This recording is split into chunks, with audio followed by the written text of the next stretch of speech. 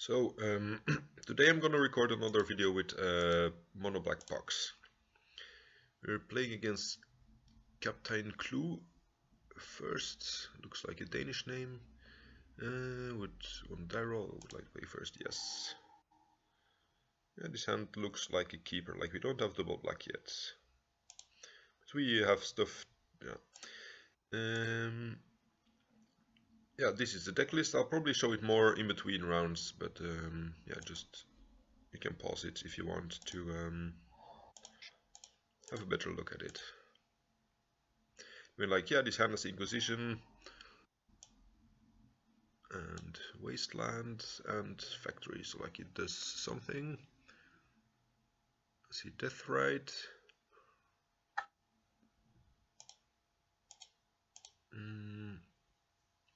See Fatal Push does not so much. Deathrite, I think Brainstorm could fix their hand most. Like I could see taking Thoughtseize, because he's probably gonna take my Liliana, but like I can't cast Liliana yet anyway, and if he Thoughtseizes me before playing Deathrite, yeah, then I can just Wasteland him off. So I think he needs... Actually, yeah, maybe I should have played... Oh no, he has a basic, okay. Him having a basic means there is less reason to... There's less reason to have taken the Deathrite. Another Deathrite. I definitely don't want to get 2 for 1 here. So I'm gonna take the Hymn to Turek. And as a land I play... I guess this is...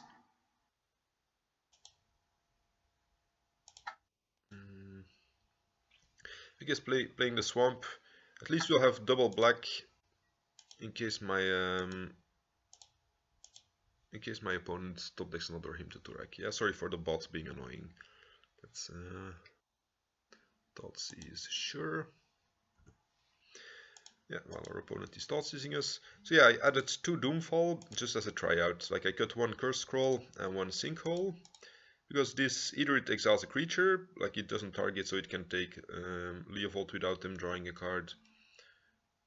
Or like True Name, like basically it's like a sacrifice effect, but it's being exiled. And or you can like take a non-land card, like it's a duress, like a better duress because it exiles.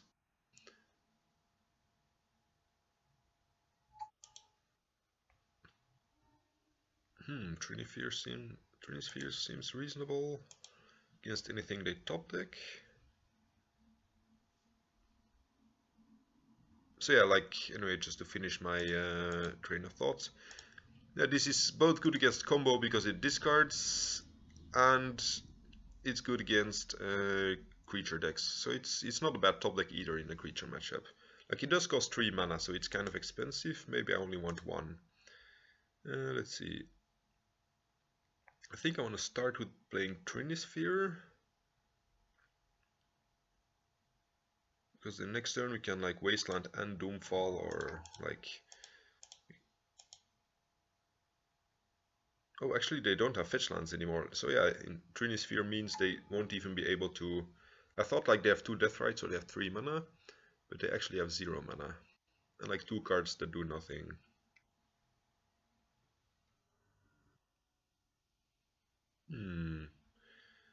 Doomstalker is good, unless if they start attacking my graveyard next turn. So...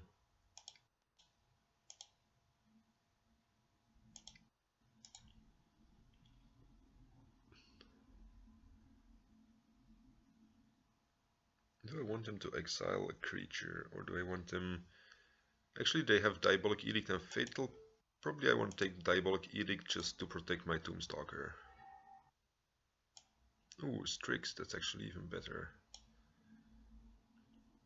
Yeah, Strix is definitely the most valuable card here.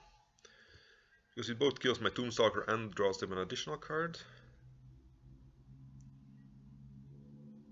So next turn, if they don't exile anything... Oh, they don't know about the Doomstalker, so I can exile my graveyard.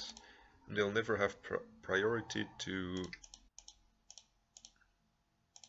I'll never have priority to respond. And I'm keeping open Mishra's Factory, in case they draw a fetch land to be able to play Liliana or Diabolic Edict. I can animate Mishra's Factory in response and sacrifice the Mishra's Factory.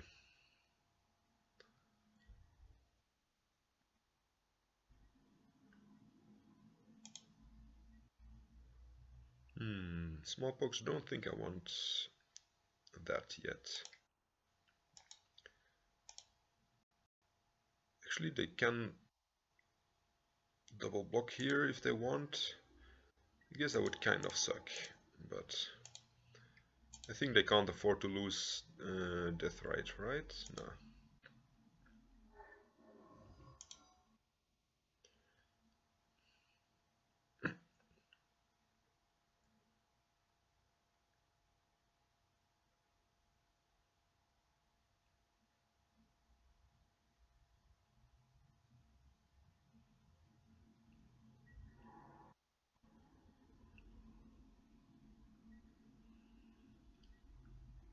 Because they play basics and him to Turek, I'm assuming it's check pile, yeah, like Diabolic Edict and stuff. Looks more like check pile. Looks more like check pile than it looks like Delver. And here attacking with Mishra does not change my clock.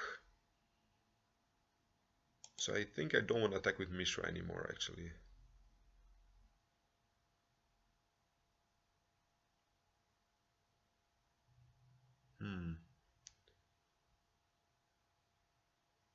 Or I may want to animate my Mishra, then Smallpox. Actually, my opponent doesn't want to wait for our decision. So I'm gonna assume it's a check pile.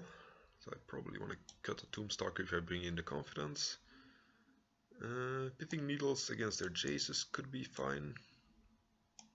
Maybe on the draw, like if they are on, they're probably gonna bring in some Artifact Hate, or they play like Kolaghan's Command. Nether Void on the draw is a bit worse. So these are the ones I wanna board out for sure. I mean, not for sure, but probably I'm not 100% sure about Chains. Like they don't have that much card draw.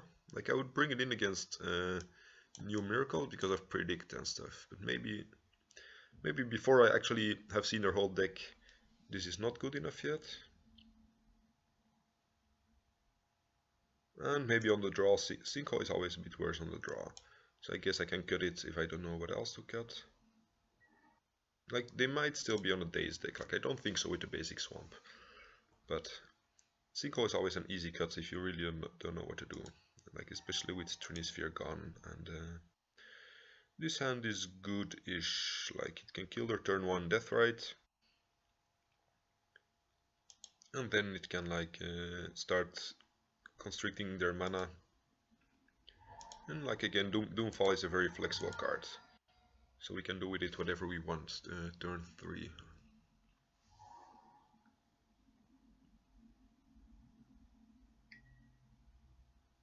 Or not.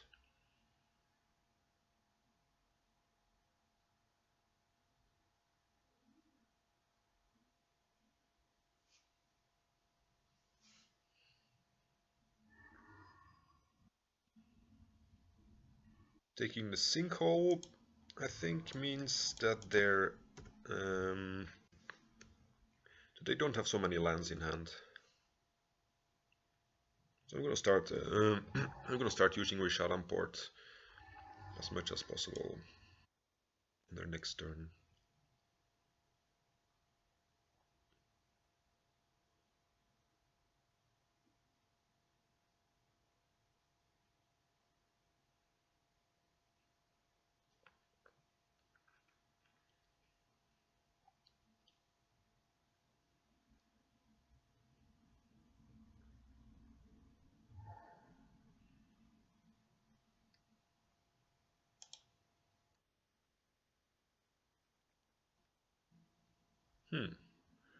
Fair enough. I'm still gonna kill it, of course.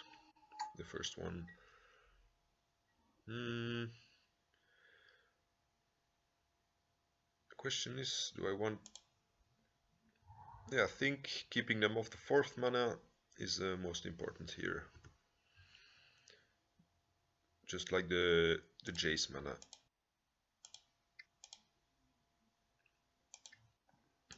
And or even like if they don't have a 4th land, at least we're also keeping them off Leovold. And now we can like go for Liliana. They're very likely to have an answer to Dark Confidence, like either a Bolt or a Kolaghan's Command. So I don't want to run it out yet, if it's not...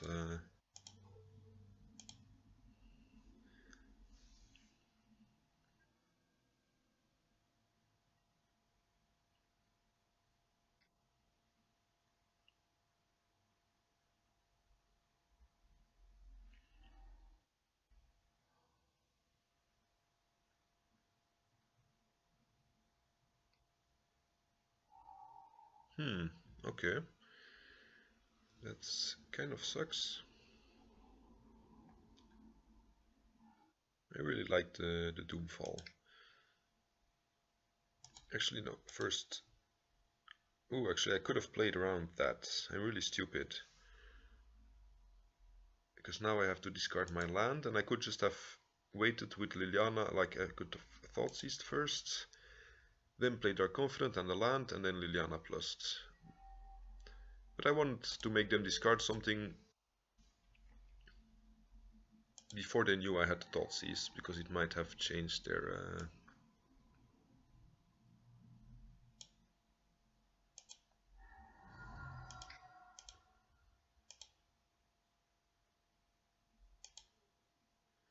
Well, if we ever die because we have one swamp too few, then yeah, we know why that happened. Oh, that's a good top deck.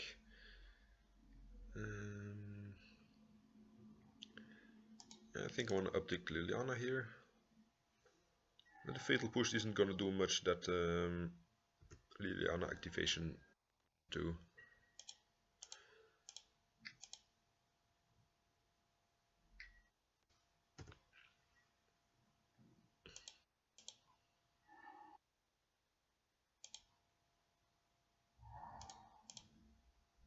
Opponent has Fatal Push in hand, sure. So we're gonna cut them off off red, and then like also port them off.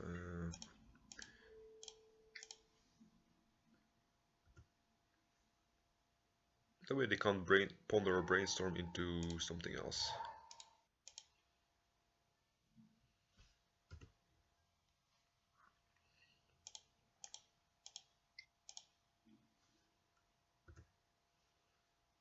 I think we have enough swamps now, so there is no reason that we should die because of losing this one swamp.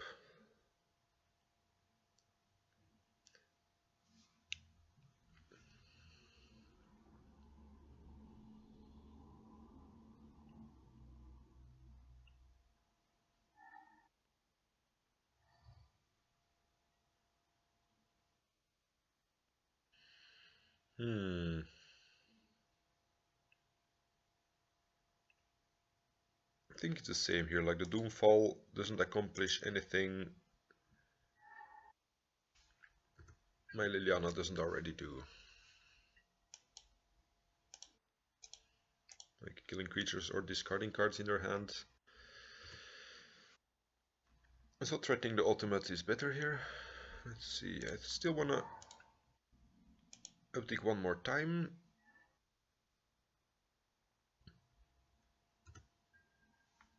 So she survives the ultimate.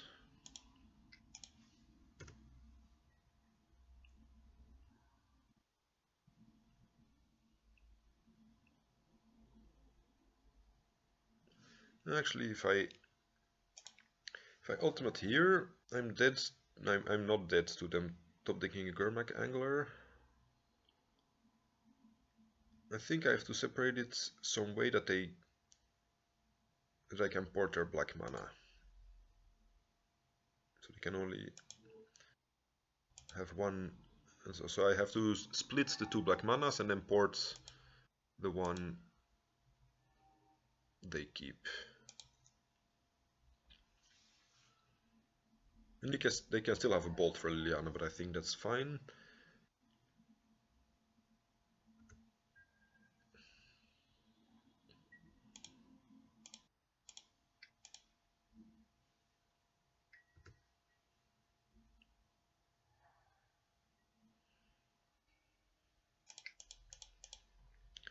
Let's have some more fun. If our opponent ever gets to cast a spell under Rishadan Port plus Nether Void, they are a hero. Tap.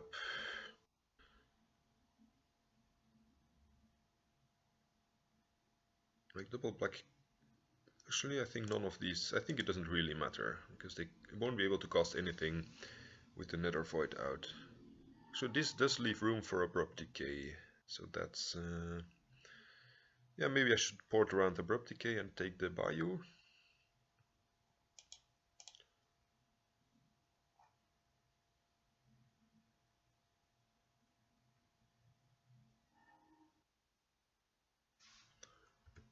Okay. Because Abrupt Decay, like Nether Void, counters it. Like it doesn't make it more expensive. It's triggered counters, like Chalice of the Void, and Abrupt Decay can't get countered.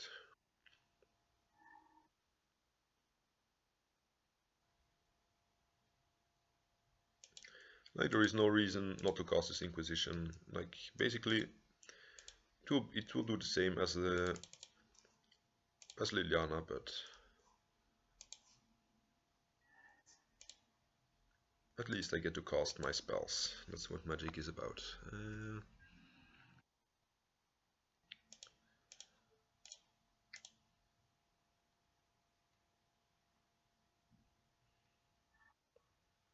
I think Deluge again. There's nothing that Liliana won't solve. Like there's no way they're gonna make more than one creature.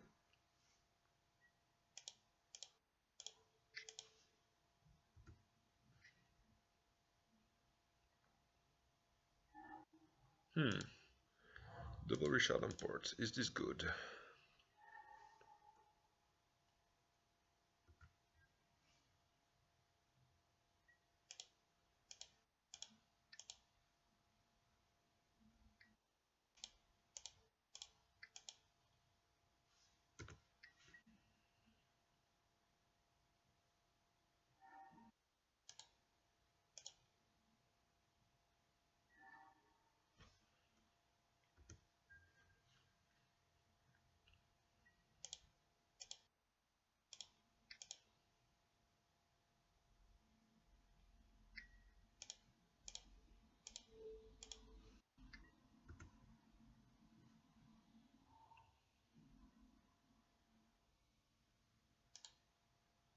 Let's go for a second Liliana ultimate, and then we can like split our lands 2 and 2.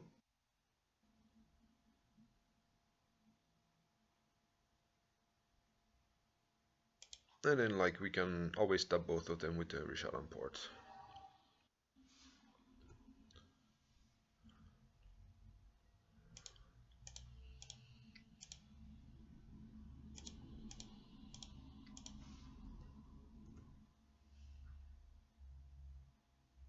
Rishadan Port is really good in the shell, as you may have noticed, like with the Nether Voids and Trinispheres. Discarded a Liliana, sure. I heard that's a good card. My opponent has been drawing really good cards like Brainstorms, Deathrites, and Snapcasters. Like basically, they're drawing the cards that are usually the best in their deck. Just doesn't do anything here.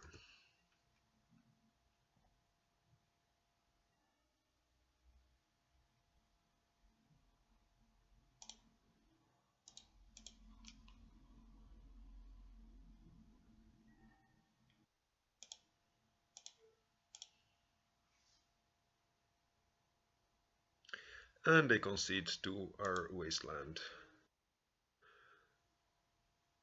Like they had 31 cards and we had 33 cards, so So they couldn't even wait for us to deck if we had no more win conditions left.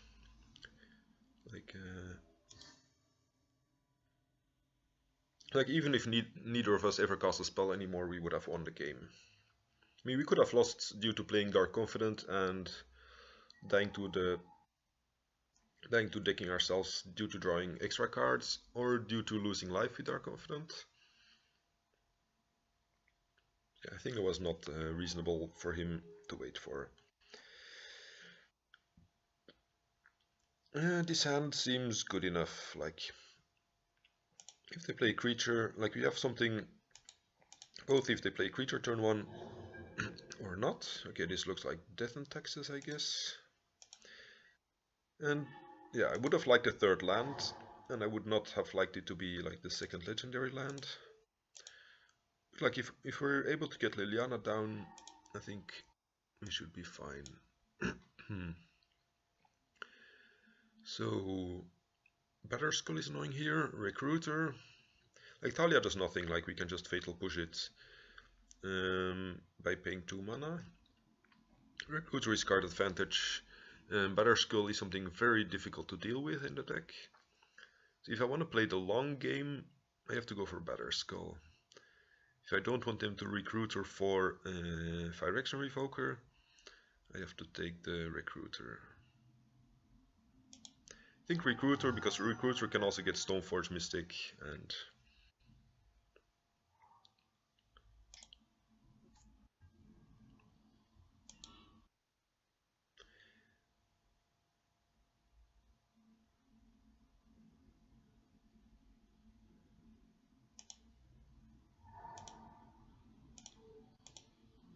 normally I would like to play my Urborg first, in case they want to wasteland me.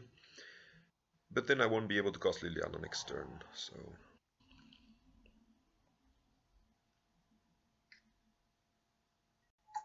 we did find another Recruiter. Now we might be in trouble against a Stoneforge Mystic. Oh, he's not getting the Stoneforge, that's something. Okay, I could see wastelanding him here to prevent him from getting these creatures online. And then like sinkholing him. I think that's better than playing Liliana, because Liliana will kill the Recruiter, then he plays Mirror Crusader and we can't kill it.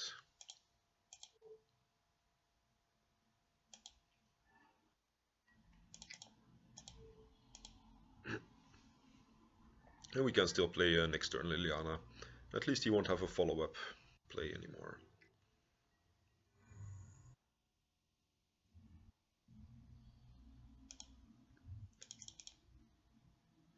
We also have to be careful with Cavern of Souls, because Cavern of Souls stops Nether Void.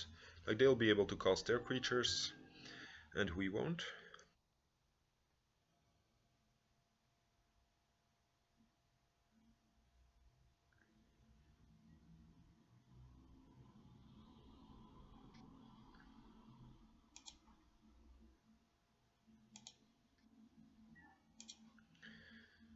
Here I'm gonna run out the Urborg, because I don't like, if they want to waste their time wastelanding me, that's fine with me.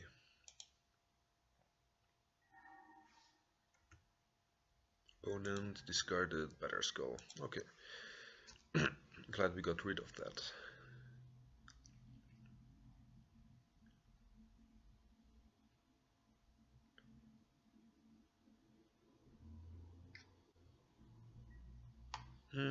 Sure, that's fine.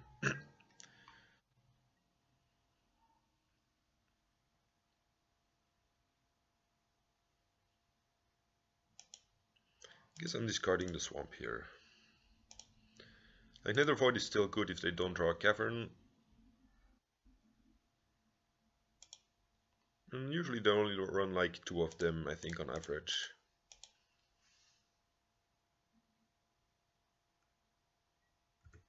Like, because it's a wasteland deck and they have Ghost Quarter, like we can't really rely on the Mishra's Factory as a win condition, but...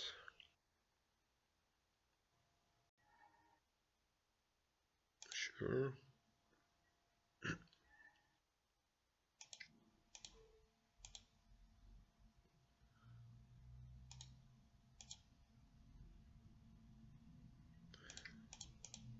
Yeah, when I discarded no, never mind, yes. No, what I wanted to say was wrong, so I'm just not gonna say it. Let's say neither of these actually do much on this board, right? I mean, both of them die to Liliana. So I think I'm taking Swords to Plowshares because it's an answer for our Tombstalkers.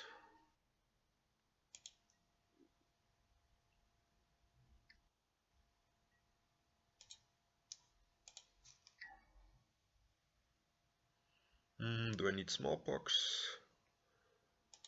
I think I don't really need it at this point. I think it's more important to keep our opponents empty-handed.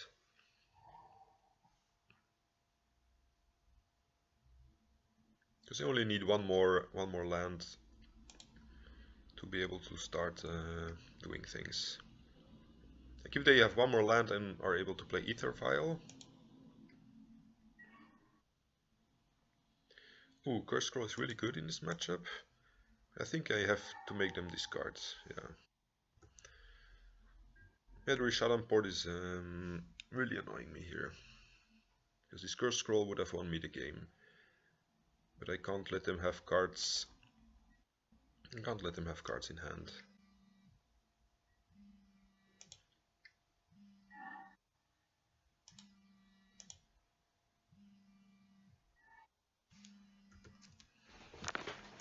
One moment, I think my sister is calling. Oh, it's not my sister. Yeah, I missed a call, but it's anonymous, so they just have to call back. Marshal's Factory is, I know it's reasonable.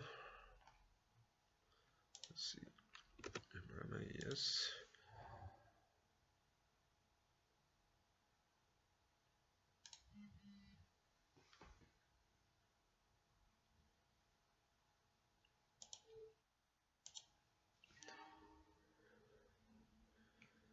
Let's see, 2 colorless lands or a land in Agite. I think that's. Ooh, they chose the basic planes. Okay.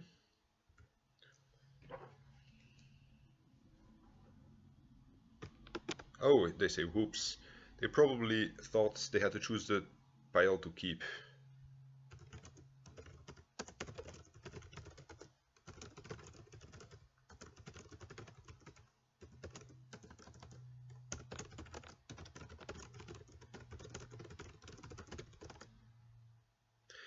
Because Liliana says the player sacrifices all permanents in a pile of his or her choice.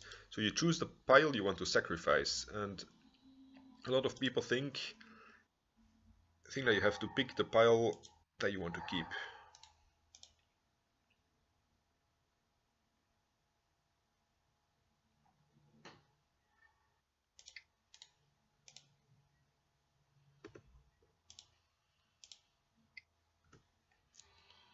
And now we have to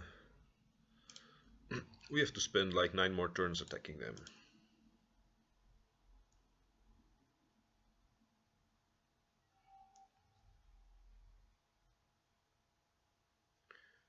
Let's see, I already activated Liliana. Yes, okay.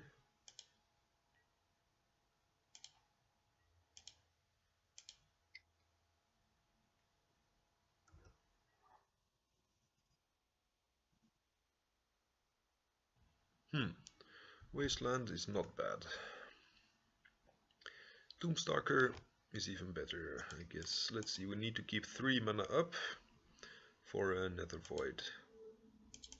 So we pay 3 mana, and I think against Death and Taxes it doesn't matter what we delve.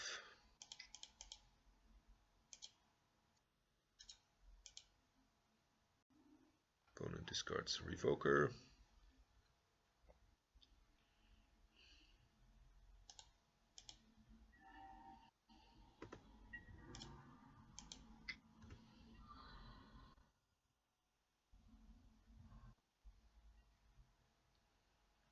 They're pretty much locked out of the game here.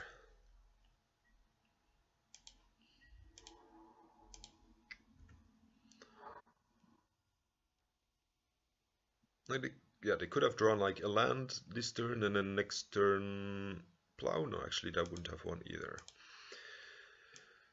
I'm not sure I want Damnation because it's very expensive against like Thalia and Rishadan Port. I do want Pithing Needle. Let's see, I do want Pithing Needle against like either file. Ratchet Bomb kills either file or just their dudes. Nether Void is bad, especially on the draw because like they have caverns and vials. Trinisphere is kind of bad for the same reason. And what else? Yeah, like all of these seem like reasonable cards.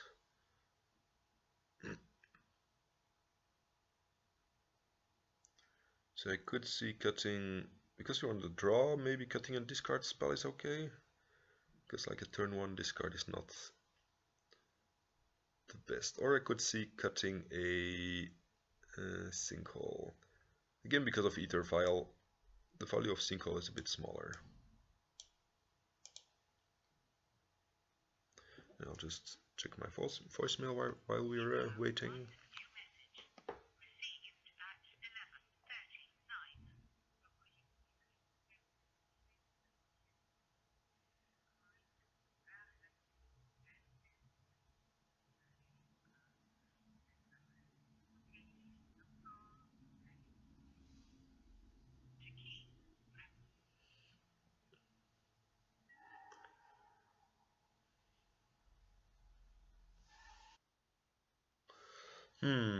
This is kind of weak to turn 1 Vial, because like we can't Thoughtseize it away. I think I can't, like on the draw you're always gonna be unfavored against Death and Taxes.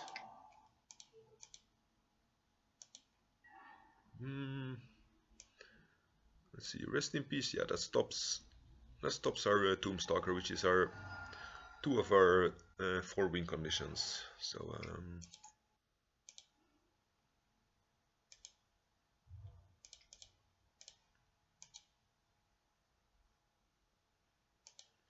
let's see, Sanctum Prelate. Actually, Prelate is really annoying, because if they name 2, they stop a lot of our removal. If they name, yeah, they could name any number and it would be a pain in the ass.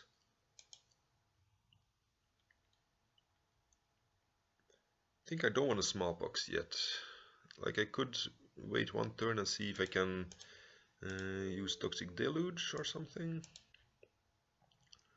This Thalia is not threatening yet.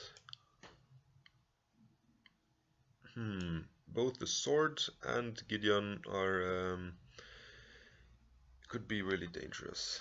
So let's see what I want to do with this. Yeah, sword is easier to deal with because we always can kill the creature before it deals damage, hopefully.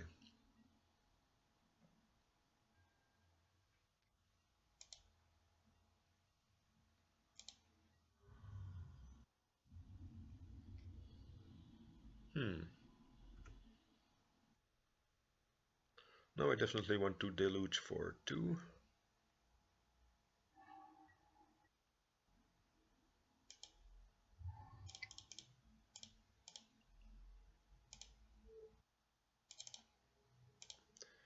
Like if I let him untap with Vardos, like if I let him get Batterskull online, that's yeah, I'm probably not winning anymore. So he has 1 unknown card. Sort of Fire Ice, that's fine with me. Probably want to play Doomfall here, take something from their hand and attack with Mishra's Factory. Target's opponent reveals his or her hand.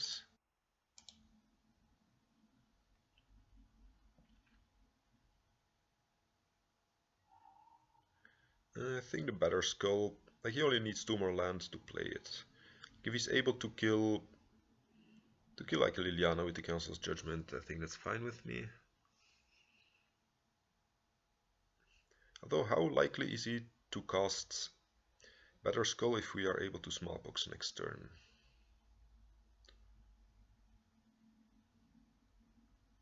I think I'm still taking the Batterskull. See, this one is newly controlled and this one is old, so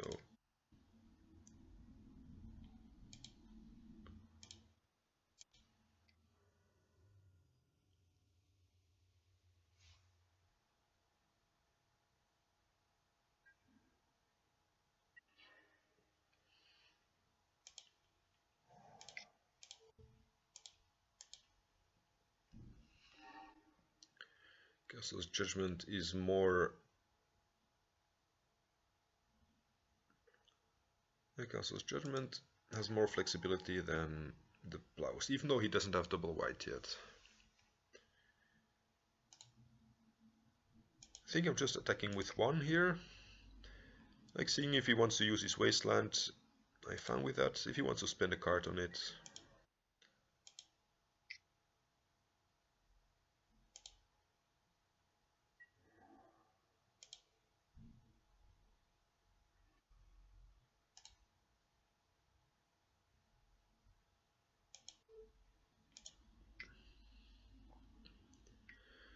Okay.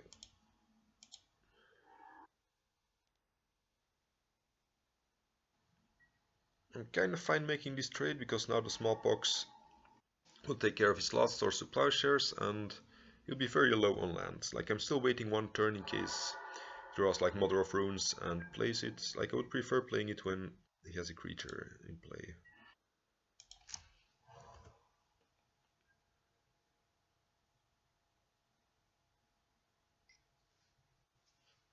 Okay, exactly. That's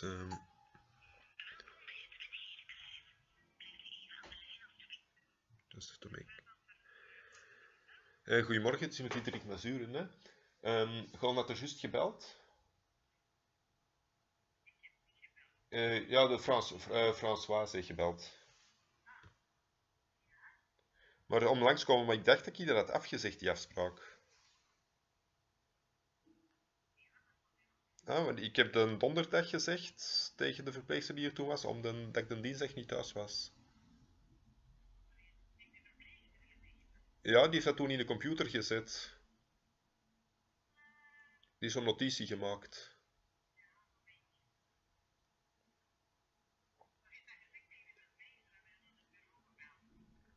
Die heeft dat tegen, ik heb dat tegen de verpleegster gezegd die er toen was. Ja. Nee.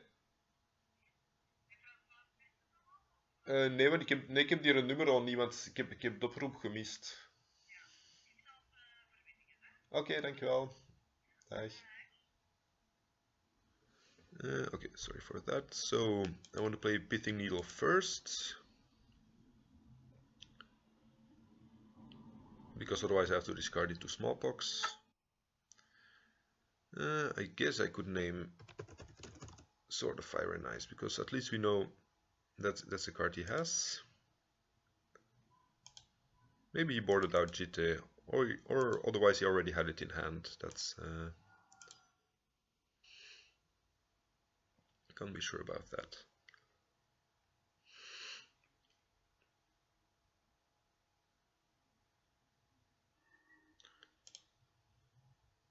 No, he's keeping the Plow. Yeah, probably like it's only cards that he can cast. Like he's very far away from casting Flicker Wisp.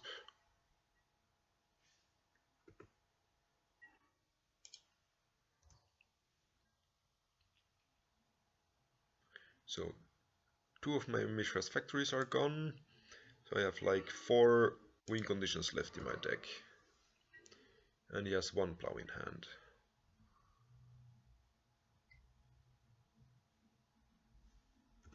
Okay, this is really bad, clearly, because like even if we kill this, he will have a second creature.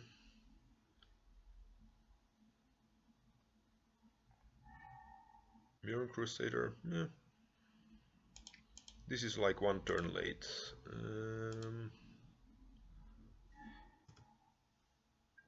Or you would never have been able to cast this guy.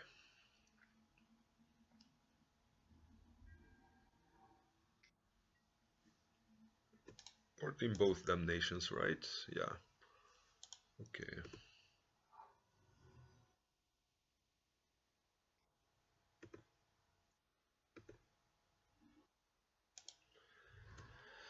I need to draw Damnation like or Toxic Deluge like exactly this next turn here. This is like 2 damage. The next turn he attacks for 6. So I'm dead. Okay. There is some justice in the world.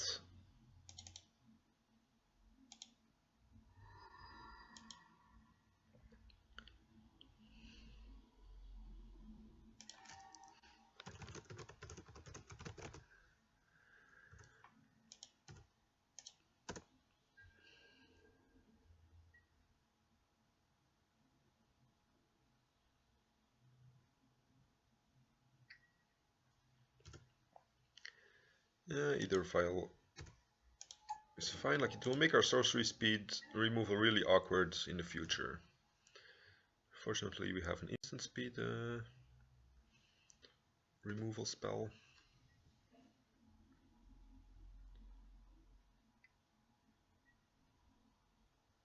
Thalia, it's very annoying with Karakas.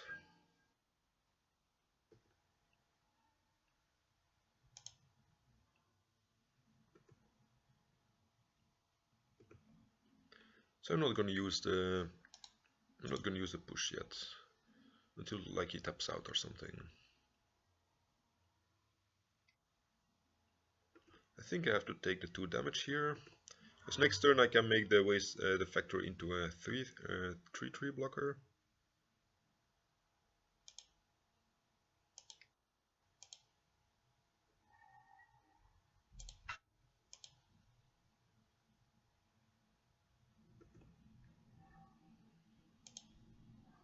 This is good.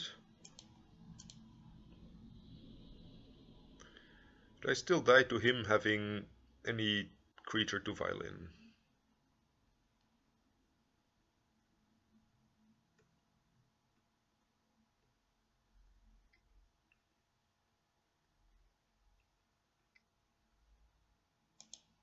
Oh, he's bouncing the Thalia.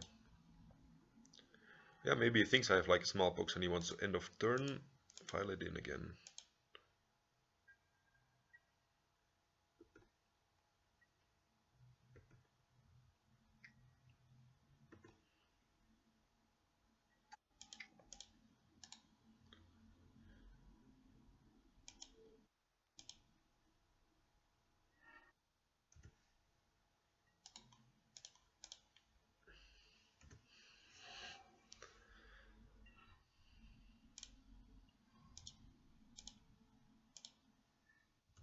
If he has any creature here, then we are dead.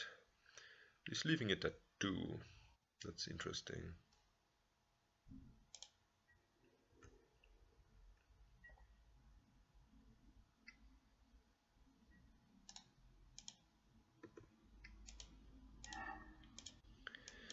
This card is good, except not against like end of turn activate file.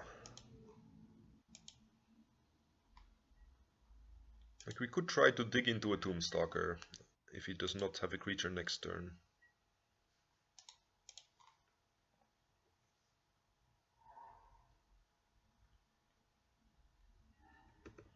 Because like we have 35 cards left and 2 of them are Tombstalkers. Doesn't seem like very great, but since we don't have any targets here, I might as well... Ooh, yes, we found a Tombstalker.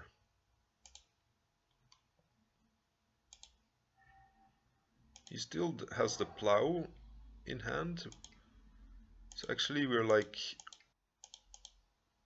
taking away a lot of our win conditions here. But at least I'll gain, like gaining the 5 life could be really important.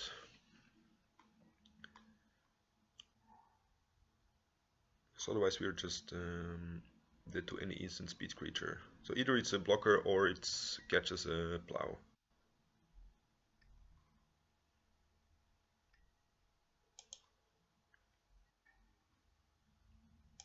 Oh, actually, yeah, I forgot about Curse Scroll.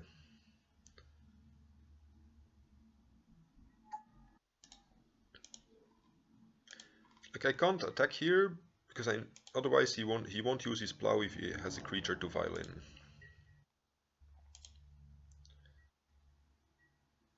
Like I need to keep this as a blocker until he made me gain life, or until Curse Scroll is active.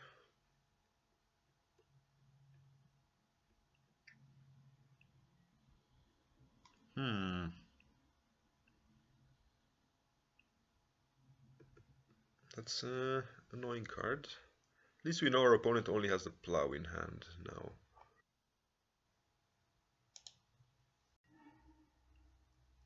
So we should be fine to attack, right? Yeah. Like if we also keep the Curse Scroll to kill any attackers, to kill any instant speed creatures.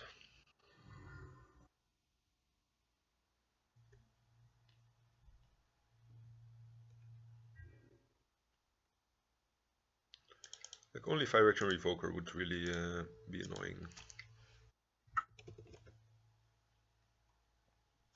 Name Swamp. Ooh, we randomly revealed the swamp. We're so lucky. So I'm gonna attack here first. Because maybe if I play Liliana, he will use his Swords of Plowshares on my Doomstalker.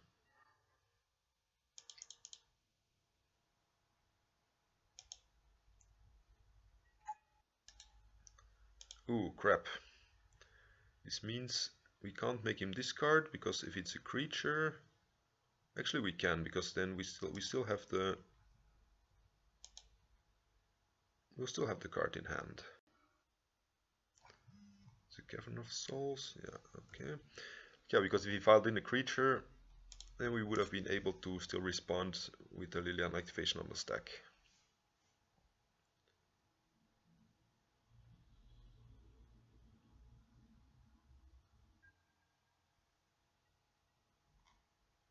It also means we won't be able to use Curse Scroll very effectively. Although actually we're at 7 life now, so I may want... Actually I don't need to be so careful anymore. Like there is no 2-mana creature that kills us. So I did just miss 2 damage there. Like I should have dealt the damage.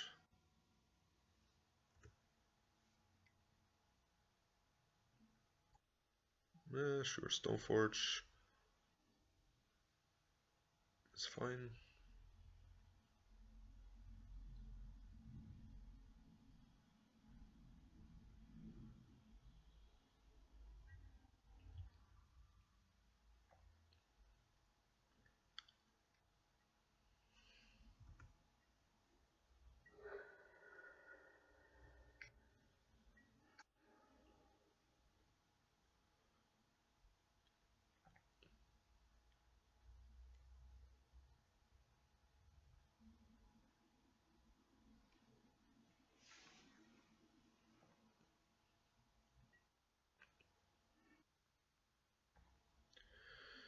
So, how do we do this? We make them sacrifice clearly.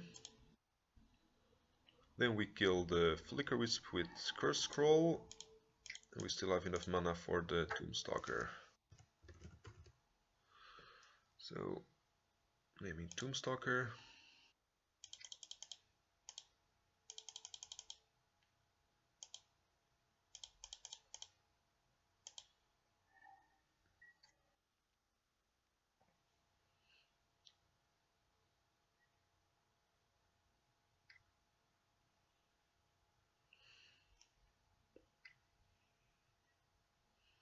Sure. Ooh, we also drew a Rishadan Port. So let's start by attacking.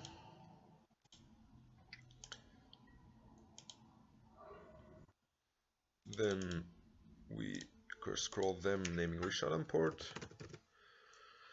Yeah, he would have been dead if we had dealt the 2 damage last turn. But he should still be dead now, yeah. We untap and he dies to either of these cards. So, we're undefeated. That's a good start.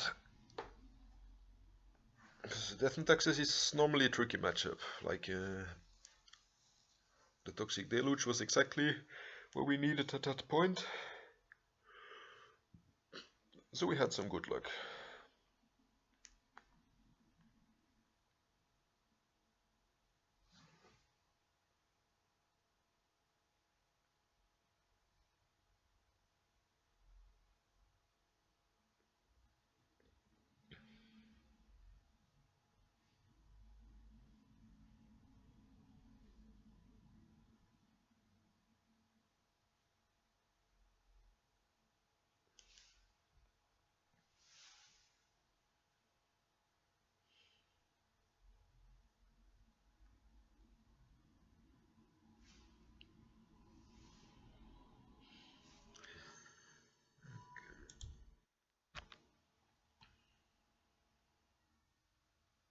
Tux the Penguin.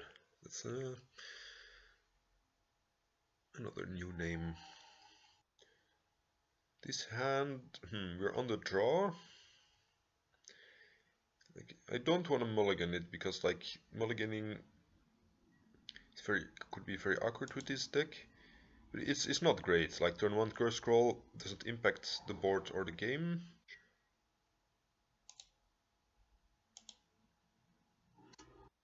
And then like turn 2 Sinkhole, they're not so great against Deathrite. But yeah, Toxic Deluge, like if they're a creature deck, like the Deluge could be really... Ooh, it looks like Dead Guy Ale.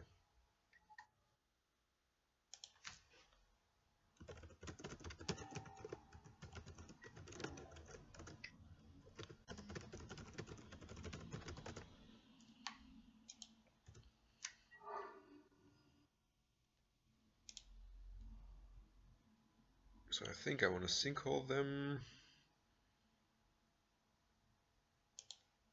He will still get the Batterskull, but we'll get to... Like, is there any way I can kill the Stoneforge? No, there isn't. Except by playing... I could have played Urborg and then Smallpox. If he sacrifices Deathrite and the land, I mean, he could still have a land in hand for the Stoneforge, and then we're really screwed. Yeah, I think I played like this, and then just try to deluge for 4 and hope they never get a mana to equip the Batterskull to something.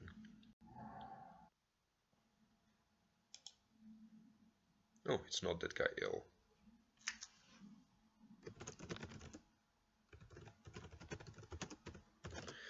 It looks more like a banned Deathblade.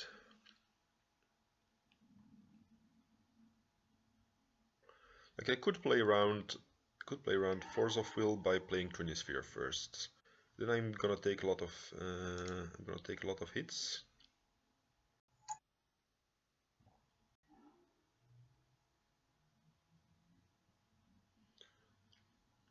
I think it's worth playing the Trinisphere, right? Or he could just, of course, keep all his mana open at that point.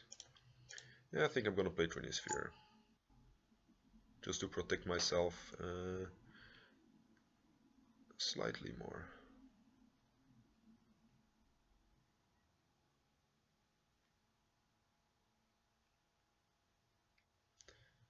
And by... Actually, he doesn't even have 3 mana with the Deathrite, yeah. So let's say I waste his Tropical and then Deluge for 4. Then he shouldn't be able to do anything for quite a while.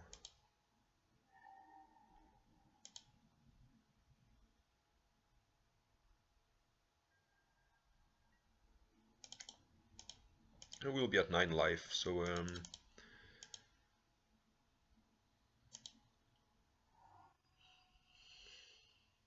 we'll need to start doing something better soon.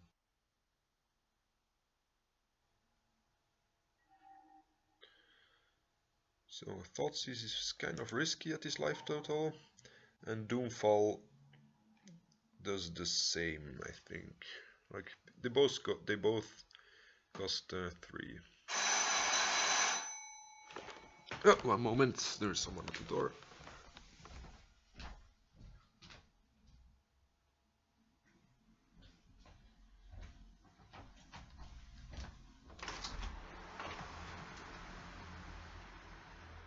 Hallo.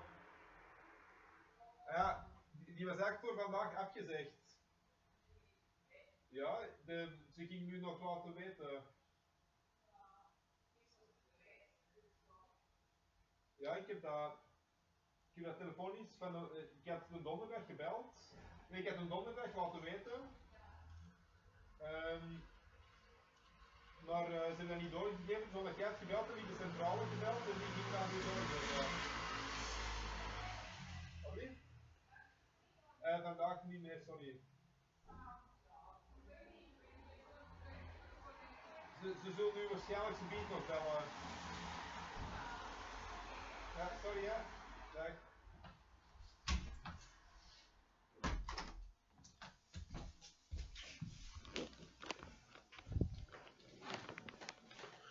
Okay.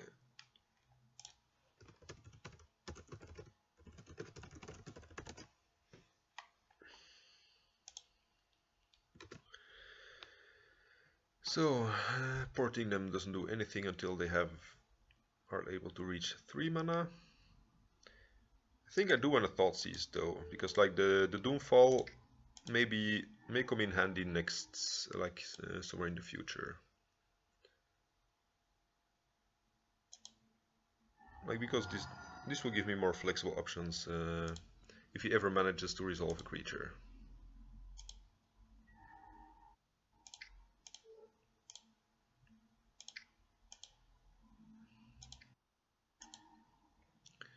Let's take the Ponder. I'm not really thinking about which creatures to exile for which reason. Like which cards, but okay, now I want to start porting them in case they draw land into something. Crap, almost forgot my upkeep stop.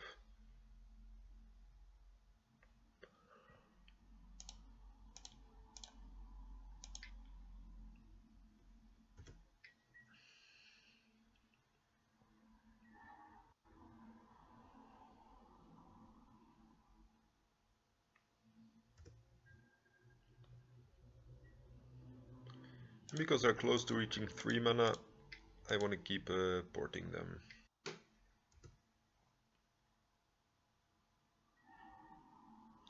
Huh. Yeah, I think here the upside of having a Planeswalker in play is worth it.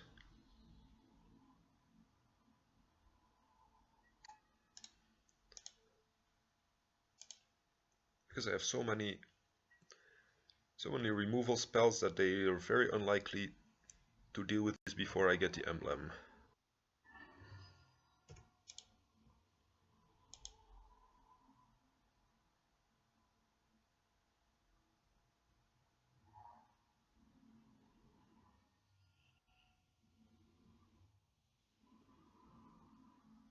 Okay, opponent is fetching basics and playing Stoneforge. Okay, yeah, like we smallpox this away and then keep tapping their mana again. So Liliana should do some good work there.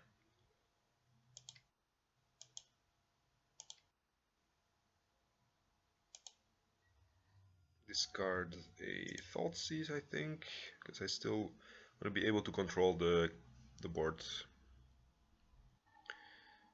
I don't care a lot about the things they have in hand.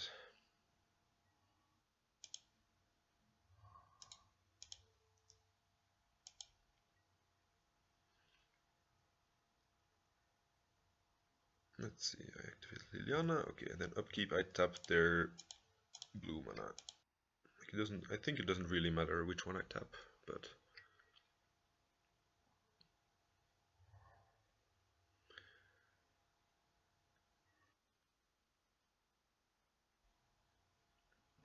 I think here I actually smallpox because they might have if they have a brainstorm, they could brainstorm in response.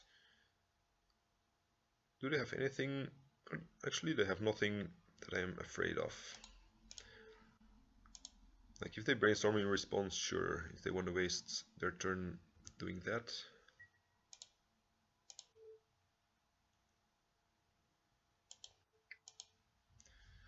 Could only only backfire. My opponent draws yet another land and has like a 3 mana like Council's Judgment or something. Okay, but they don't, fortunately. Let's see, this looks like a deck that may have stuff like Jace. I'm not sure about Ratchet Bomb. Like it's very, like it could kill some equipment, but I'm not sure that's the way to go.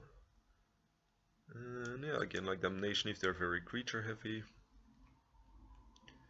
Just to have more removal. And I'm not sure about Dark Confidant either, so let's say I think Damnation is 1.5 for sure, and these 4 are just maybes.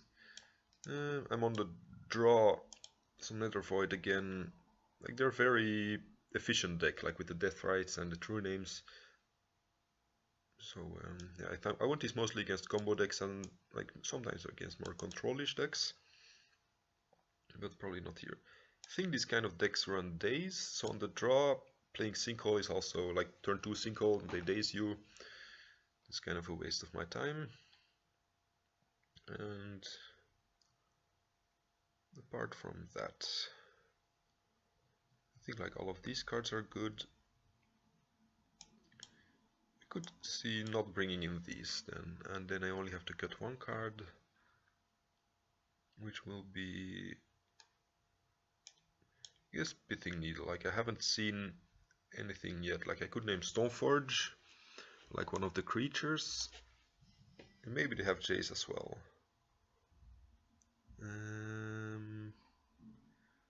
The Green Sphere was really good here, so I'm inclined to keep it in.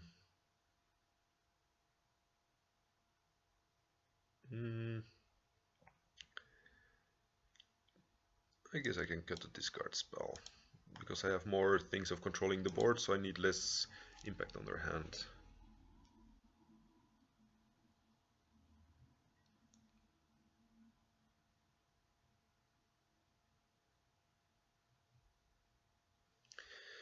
Okay, let's see.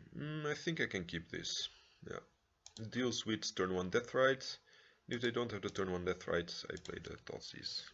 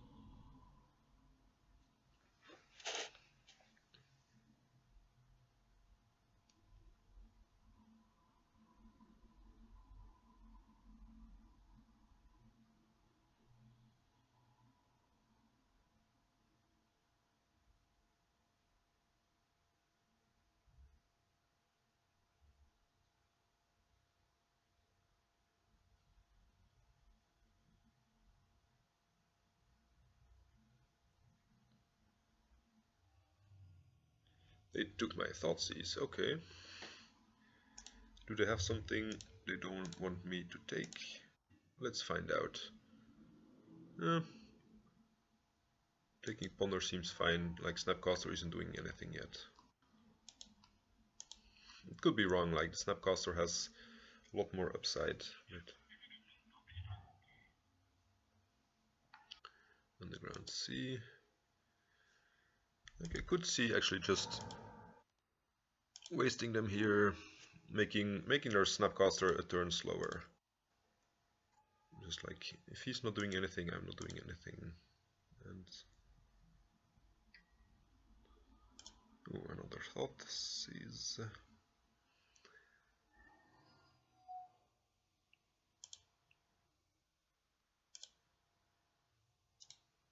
Yeah, my top decks are not the worst, I guess. I mean, he could flash in Snapcaster here and then play out his land.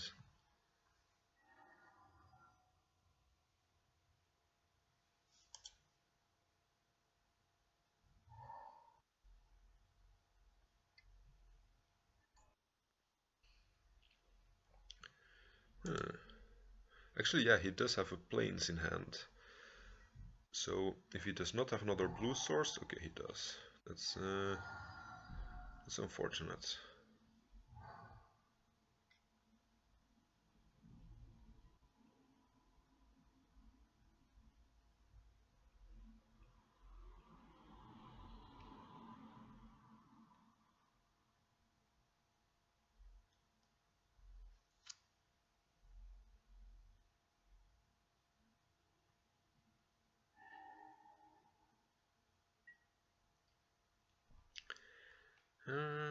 Waste landing him doesn't achieve a whole lot.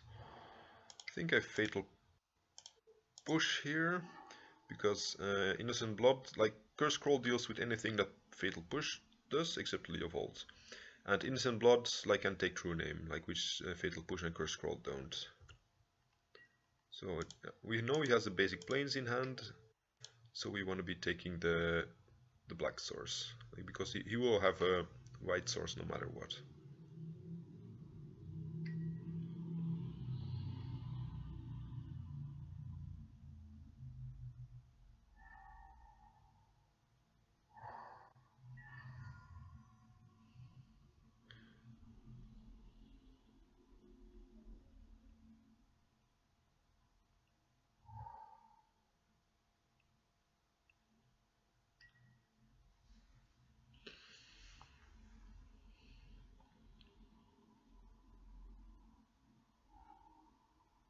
I clearly should have taken the Snapcaster first.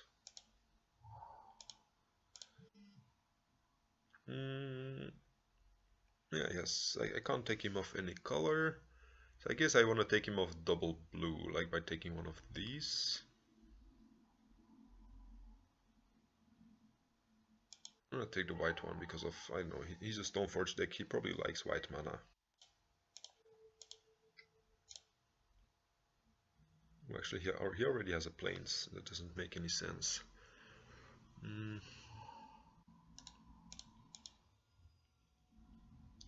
Here, because I have double Innocent Blood, I may want to Curse Scroll on upkeep if he has a creature.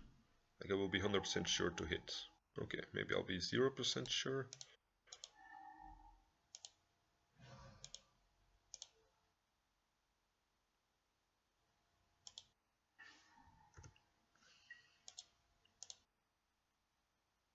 My opponent is really slow rolling his basic planes there.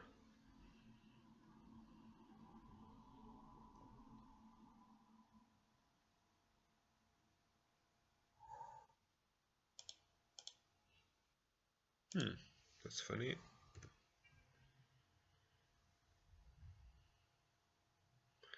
Okay, now we can take both these blue sources.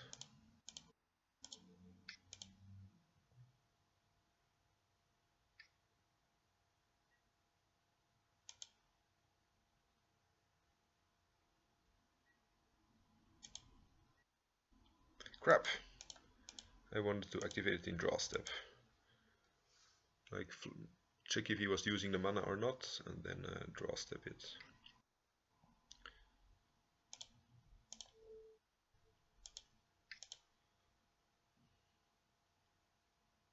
Like I could have avoided him casting the Deathrite. That's now either I waste a card or I waste the chance of porting him.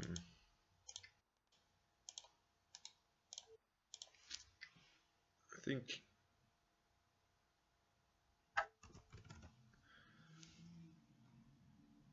fatal push. Let's see, fatal push here. I think I can afford to not port him for a turn and keep the card in hand instead.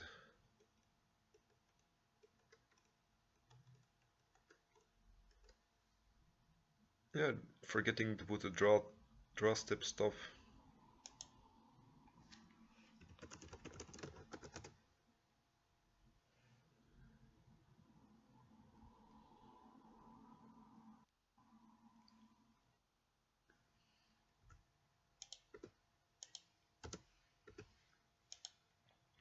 Yeah, like the trick is if they float mana of your Rishadan port, you go to the draw step.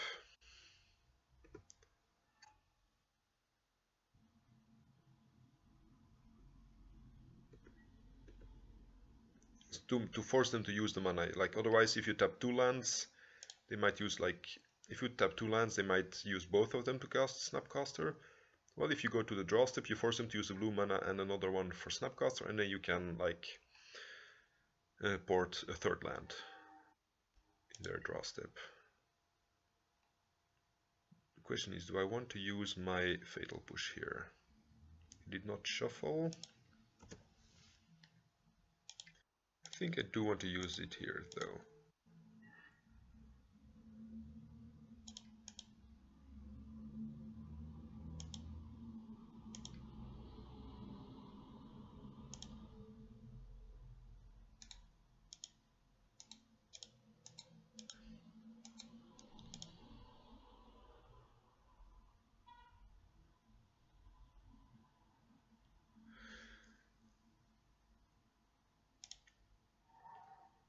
I think I'm still committing to porting him.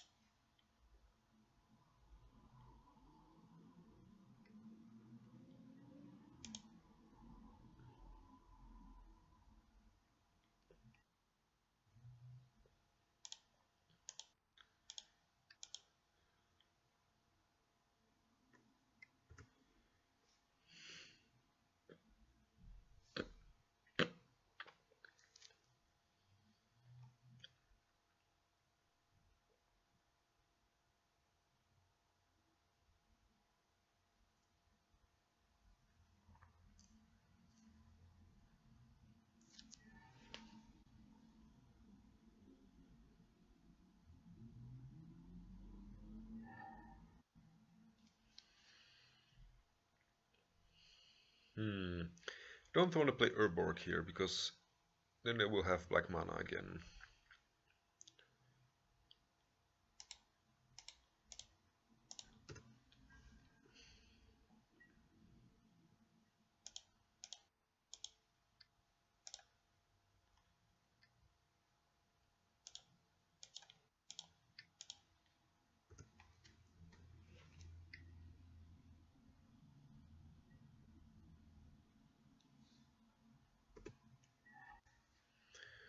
I do, however, want to play my Swamp. I won't have mana to activate Scroll and port twice, so I think because my opponent seems not to be able to cast anything in their hand, I don't want to give them any more mana here. They clearly need either their 2 blue or their 2 white or their black mana or their 4 mana for a Jace. Like whatever is going on, they clearly can't cast anything yet. Except maybe now.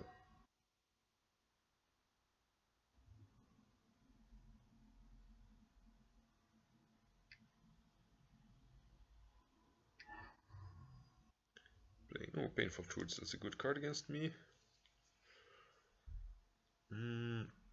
Now he does have black mana. I think I want to get a little bit more aggressive here, because he is getting ahead on mana and cards. And start dealing damage. Ooh, Liliana. I think I want to play Liliana here, because he's already getting a lot of lands. He probably, even if I port him twice, the Painful Truths is likely to have found him another land. So he'll have 4 mana for Jace no matter what. And if he can't deal with the Cursed Scroll, it will kill him in... like if he does not play Artifact Removal, he will be dead in 3 turns.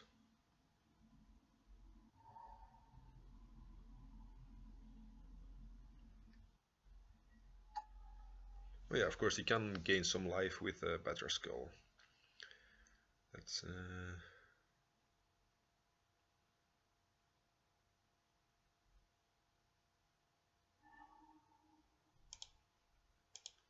yeah, having to use the removal spell on Deathrite. Oh, okay, that's really bad for us. Having to use a removal spell on Deathrite by making the mistake with my ports.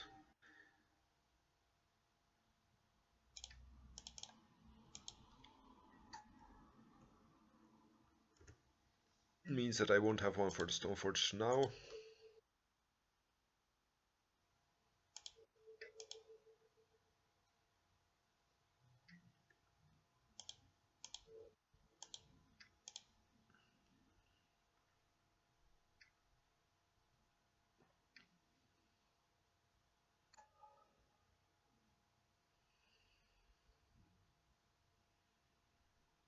I need to draw something like Toxic Deluge and him not to have a Force of Will.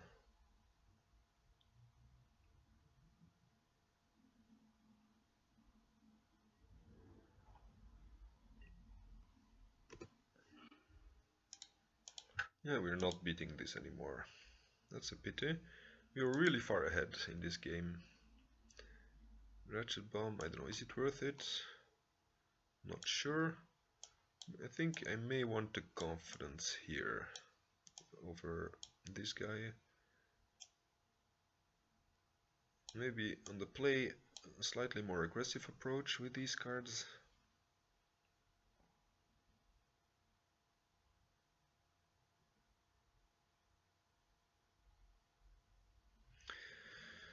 But yeah, that would mean I need to cut something, which isn't...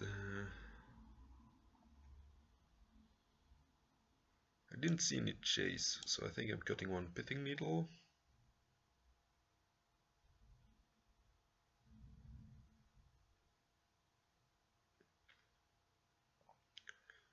Yeah, I think one Trinisphere is fine.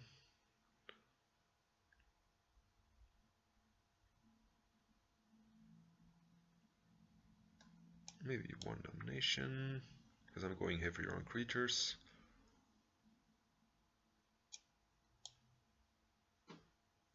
Oh, Sinkhole is too good. Smallpox. I guess I'll play it like this, just to try it out. No real great theory I can give about it, but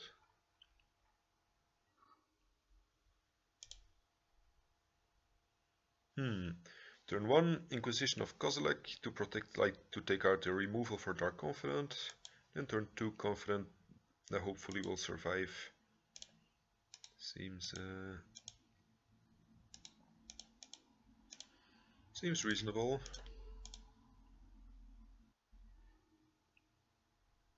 Or I could just take Deathrite and slow them down. I think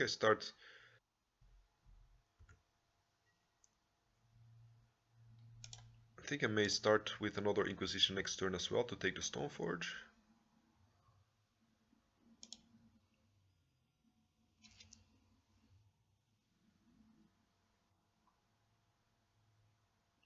If he had fetched with the Marshflats, I could even have Pithing Needled Flooded Strand, because he has 2 of them. I think that would have been an okay play.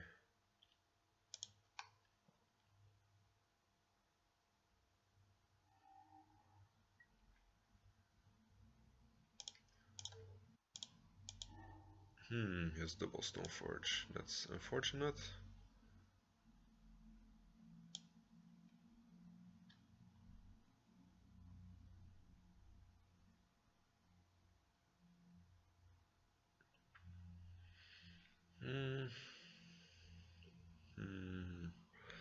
If only this had been a swamp.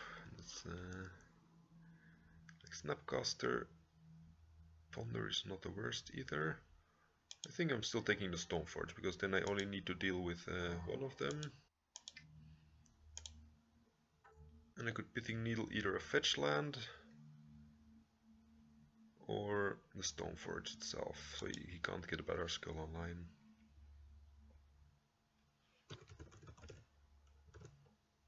I think I'm naming Stoneforge Mystic, because this will encourage him to take something else than Batterskull, and then I can still take it with Inquisition, like if it's Sword of Fire and Ice, for example.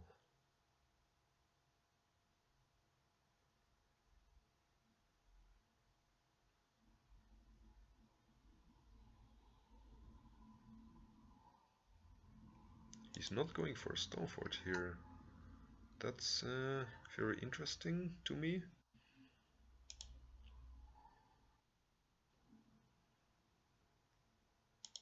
I could see the value in like going after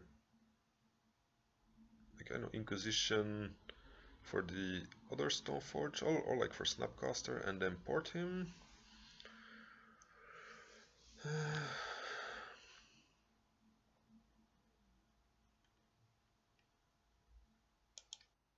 I think that's what I want to do. Like both of these cards are 2-for-1s, and I don't want him to have them. Snapcaster is more likely to find an answer for my Dark Confidant. So upkeep, we tap his Underground Sea, I guess.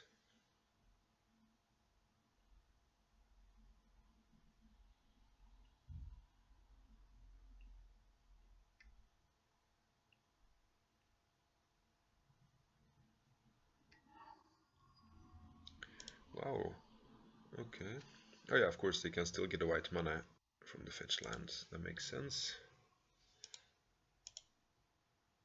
I would like to draw a Toxic Deluge here, if they go for the Stoneforge.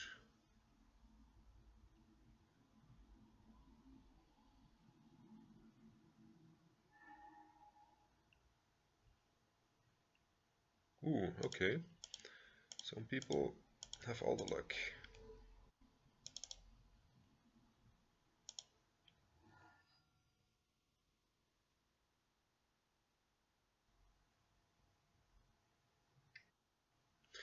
Okay, I guess some opponents also have some luck. Yeah, of course, that's the risk of waiting with confidence, like it gives them more time to find it out.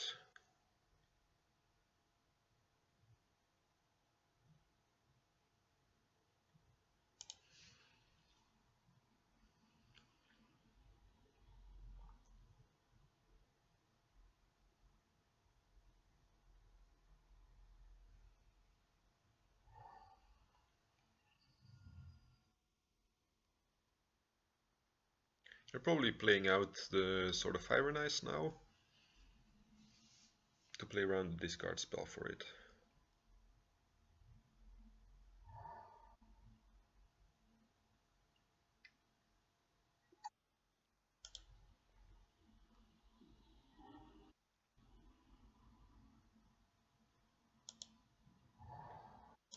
I think because we don't need 4 lands except for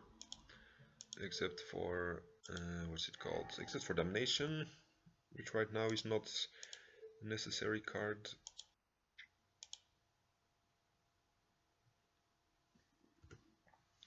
So I might as well use the Wasteland here to prevent getting Jaced or something like that.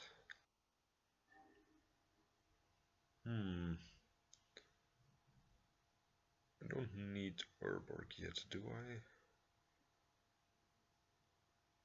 I think I want to wait with Smallpox until they have until I have a creature in play. But I'm still gonna play the Urborg in case I top deck a land next turn. And I can play both the land and the Smallpox. Like I don't want to discard my land because I have 2 of them in play.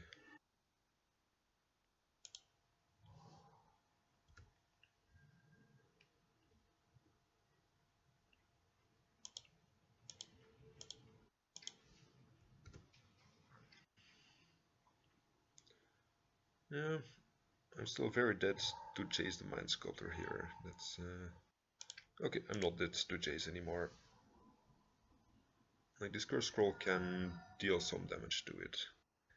Ooh, are they going for Hardcast Force? That would be kind of unfortunate.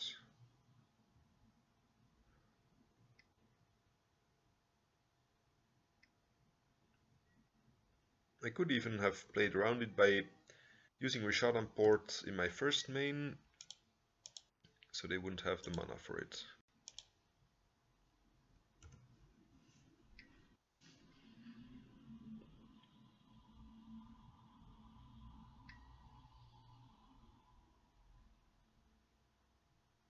Yeah, now this Pithing Needle, Stoneforge is maybe not such a great play, looking at it from here.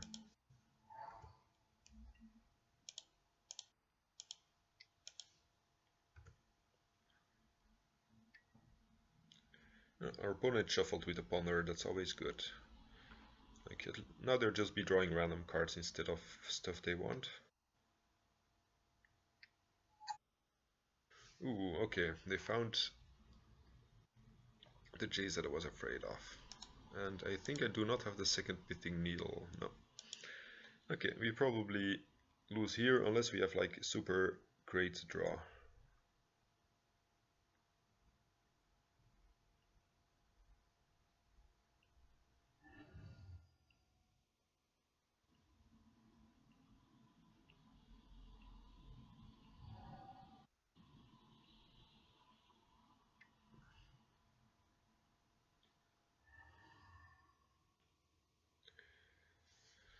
No.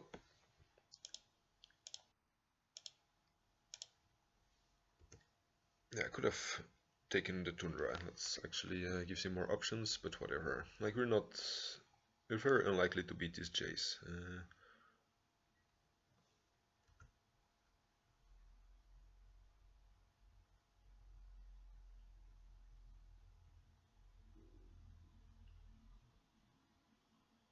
It would have only worked if I had played around the Hardcast Force of Will with my Rishadan port. Like because he had so much mana, maybe I should have. I probably should have taken that line there.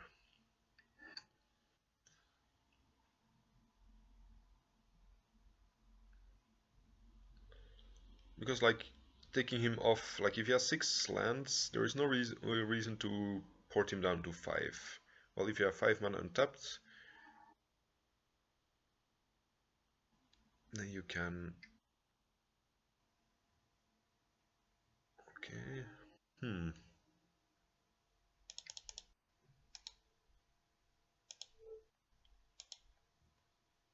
At least we won't get hit by the sword guy yet. He will still die to the Jace. So it doesn't matter in the end.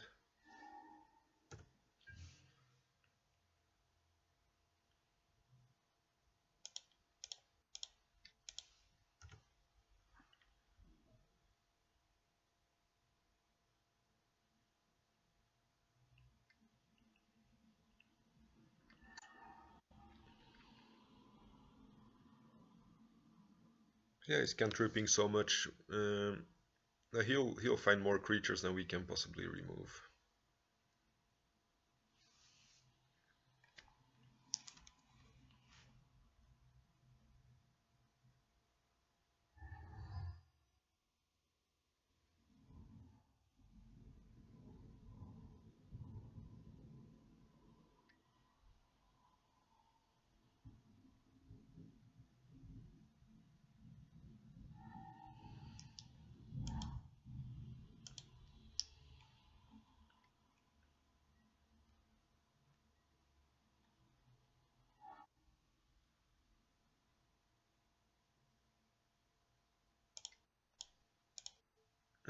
We're gonna take him off a counter spell here, like the double blue old school counter spell. Actually, I'm also gonna play around Spell Pierce by playing a second Urborg.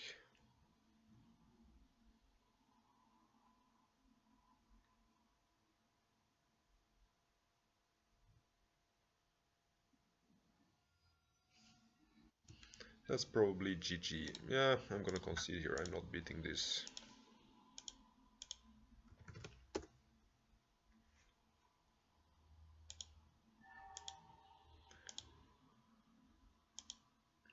Okay. We had some good options of like winning both the games we lost, I think. I mean, we weren't chanceless, and especially I think in game 2 we were in a good position at many points. But yeah, that's the fate of naming the wrong thing with Pithing Needle and with not boarding in the second one.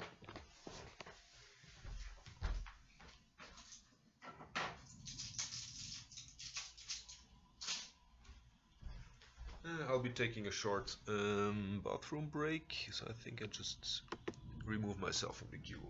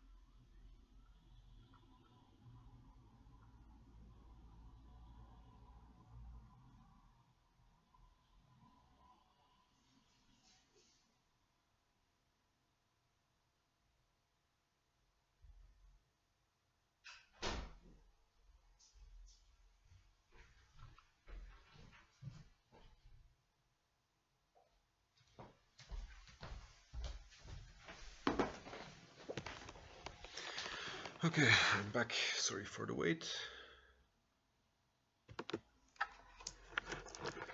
And these kind of Jace decks are,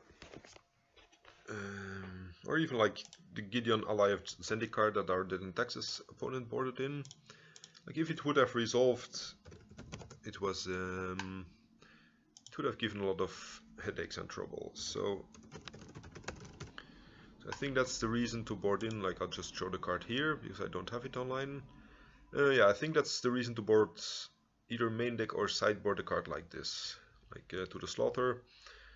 I'm very likely to reach Delirium, like I have instant sorceries, planeswalkers, lands, even artifacts that could go to the graveyard.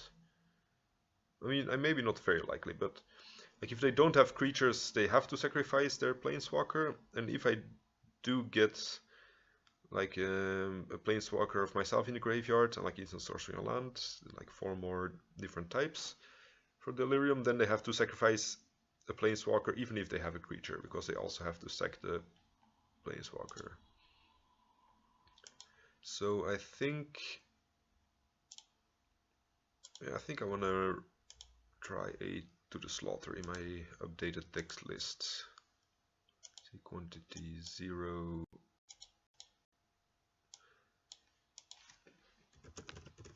To the Slaughter. Like, there are more options for that slot. Like, what's it called? I think Heroes Downfall. Heroes Downfall, like it's in instant speed. But like you can't take True Name with it, you can't take Married Lage with it, so the other one is more flexible. Like this one targets like if you have 2 things. And there is also like one of the split cards, I think, from the most recent set. From Amonkhet. No, Hour of Devastation.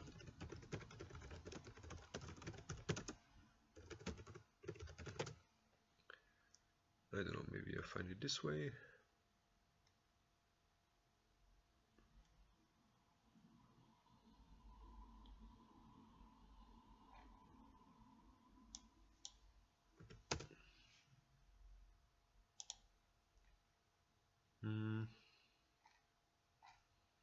Black.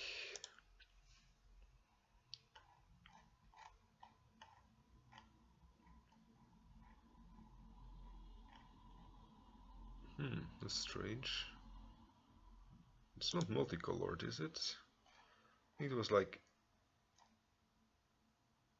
Oh, maybe it was like in the original. Maybe it was in Amonkhet. Amonkhet split cards.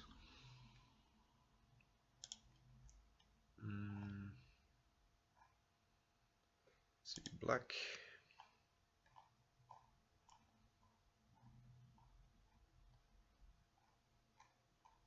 Yeah, never return. Like this is the same as the Hero's Downfall, but sorcery speed, which makes it slightly worse. But this thing lets us make a creature and like exile something from a graveyard. Like it's not great. I wouldn't play it myself. Oh yeah, and like the instant speed of the To the Slaughter also is also kind of good against Infect. Like you don't target, so you play around Finds of Fastwood, and you also can get an Ink Moth. So I think To the Slaughter is the way to go. To the Slaughter. I want to put it in. Like it's probably taking one of the Doomfall slots.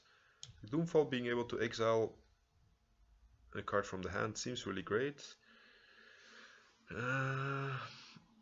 But I think I can't cut on the 1 mana cards. Like you really need the 1 mana interaction here.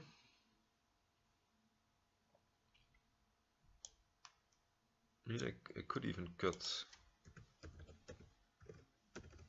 Like, I mean, I could see cutting a Sinkhole, because it's not always great. Yeah, I'll probably try something like this.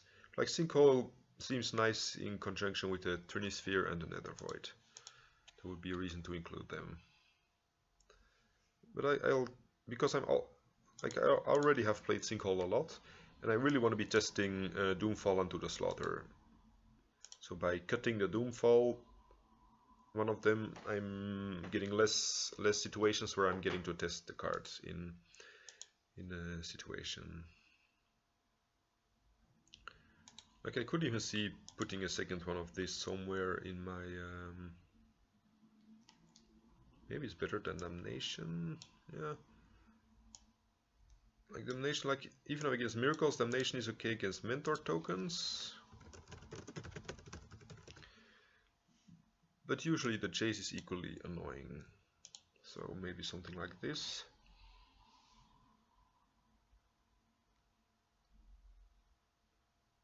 Yeah, I guess I'll try something in this direction in my next video. I mean, maybe not my next video, but my next box video. There are seemingly no opponents online. So I'll just fix my...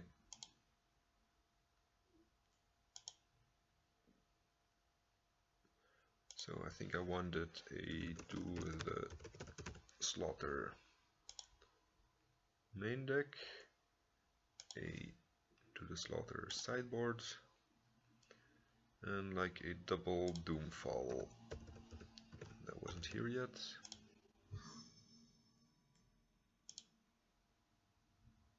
Yeah, silly thing resets, didn't add it. Whatever, I'll update it later and just play the match here. Alt Nicolo. No black mana. That's an unfortunate mulligan, I think. Like I do have a lot of black sources, but I don't want to count on drawing them. This is a bit too many mana sources. Like it has turn 1 interaction, and then I can start pressuring their mana. Probably by using Rishadan Port, because he's not getting any non-basics.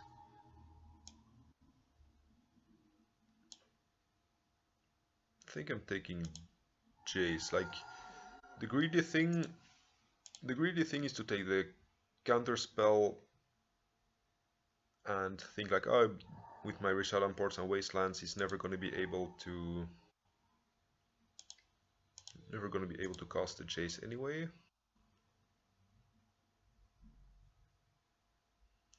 But yeah, then like if you go to turn 50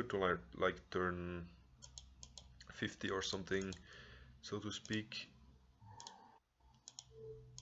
and he does manage to cast the Jace, I will be very angry at myself.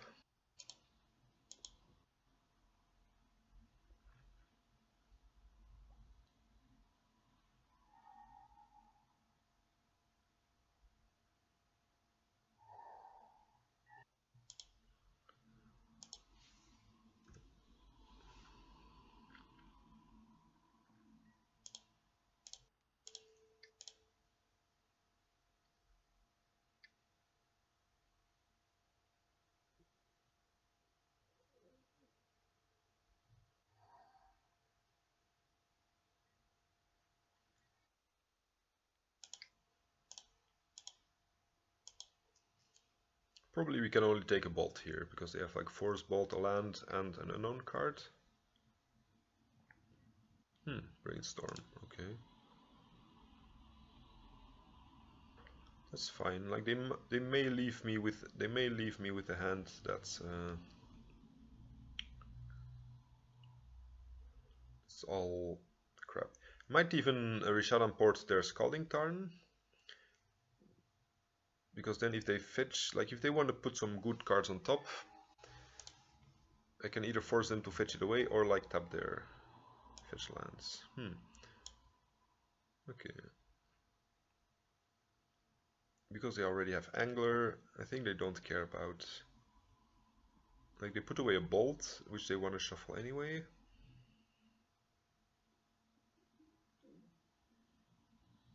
I think I'm taking Ponder because it digs deeper than Brainstorm.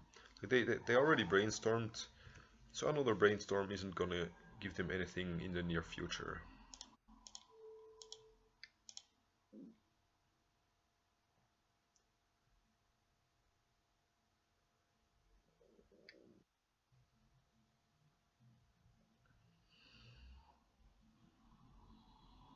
They hit another land on top. Okay.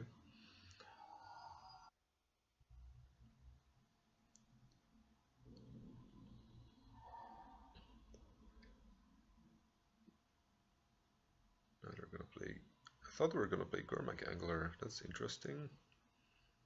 Yeah, they're tapping a black. So that means they can force our Smallpox. And we're gonna be taking a lot of damage. But I still need to play the Smallpox. Because then at least if I find a Liliana, it will resolve.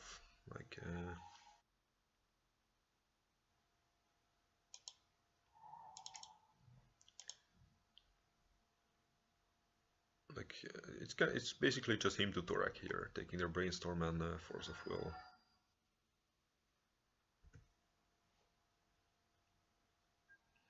This is one of the situations where Fatal Push is worse than Innocent Blood. Like often I like Fatal Push better than Blood. Yeah, clearly not always.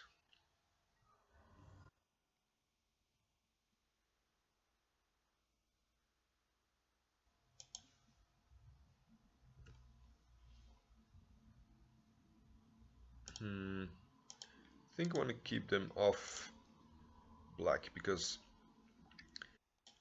black could mean more creatures, like more Gurmag Anglers or more Deathrights. Like we have an answer for Deathright, but like if they have a bolt, sure it does shorten the clock by 1, but they could bolt me in response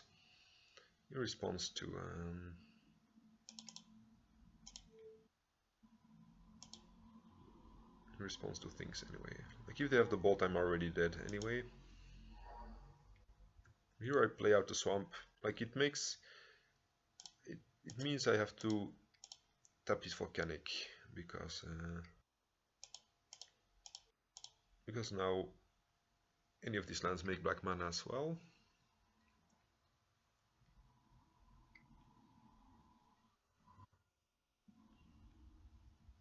And we are dead. I'm just gonna look at what's going on there. Diabolic Edict. Okay. This is normally kind of a favorable matchup, but my mulligan had like only one non-land card, so that's not the best. You might go white with Young Paramonster and stuff, that's the reason to bring in these cards. On the play, I think I don't want Dark Ritual. On the draw, I'm more likely to want it. And I'm not sure this is a Nether Void matchup. I think Trinisphere is good. I think Trinisphere here is better than Nether Void.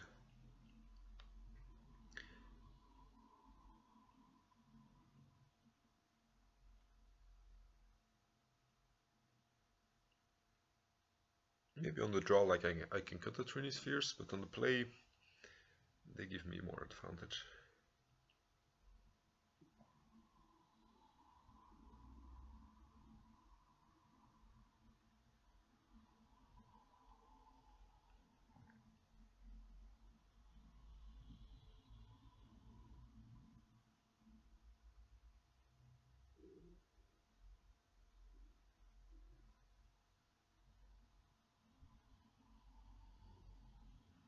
Actually, I'm not sure they are Delver because they play Counterspell. Maybe they're more like for color control, or like just Grixis control without Delvers. In which case I probably do want some number of Pithing Needles and Dark Confidence instead of Damnations and Trinispheres. I think I'm gonna try it like this. I hope I'm in time. Yeah, I think the counter spell and the basic island kind of signal that they're not on Delver. So then I want to start with this. Against like one less Tombstalker because of Dark Confident. And if they do play Jace, of course like bouncing a Tombstalker is not great for me either.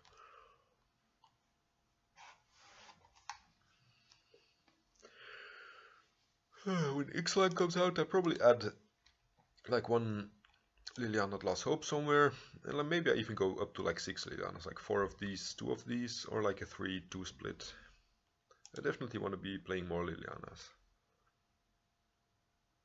Because like having the combination of of both in your hand is really good. Like one of them kills the small creatures, and then you can use the other one to make them sacrifice the big creature that you actually want to kill. Or like the other one can make you discard your Tombstalker, and then this one can get it back later. And their plus and minus really complement each other. I'm gonna start with Inquisition here, because this has the fewest targets.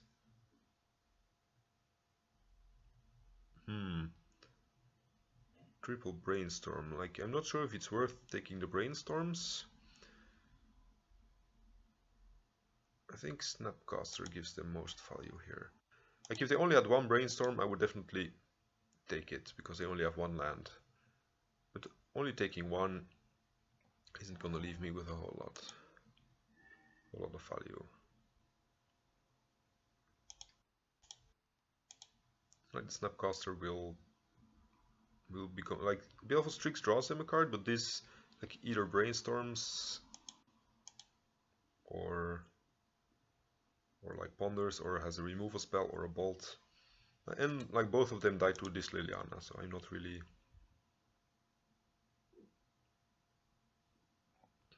scared of the creatures themselves. So I just have to look at which one is the best 2-for-1. Because Brainstorm is still a 1-for-1, and they might even lock themselves here.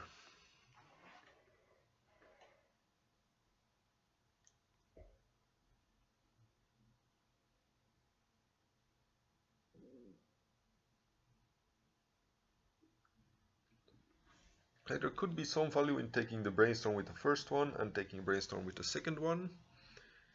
Let's see, Flush of Storm does nothing. Yeah, I'm taking the Force here. I'm taking the Force here to protect myself, to protect my Liliana. I'm not leaving open Fatal Push, because if they want to play Baleful Strix, I don't want to waste a card on it. I just want to kill it with Liliana. Could I have a counterspell up? I think because they did not play, because they're keeping open the mana, I want to upkeep, tap something.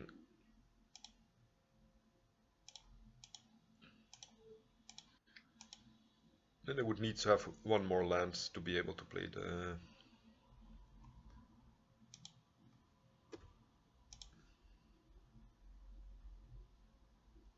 counterspell. Okay, I'm not in a hurry on this board. Like, of course, the longer I wait, the more chances there are of finding an out to this, because they're very screwed in their... Okay, I think I can't afford to play around the counterspell anymore,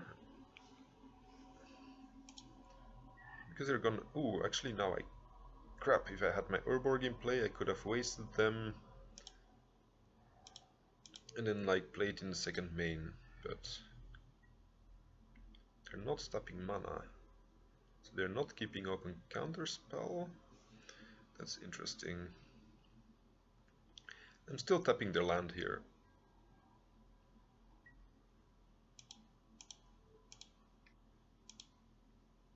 Let's see, they already used 2 Brainstorms, I have 1 left. Yeah, they're really burning through their Brainstorms here.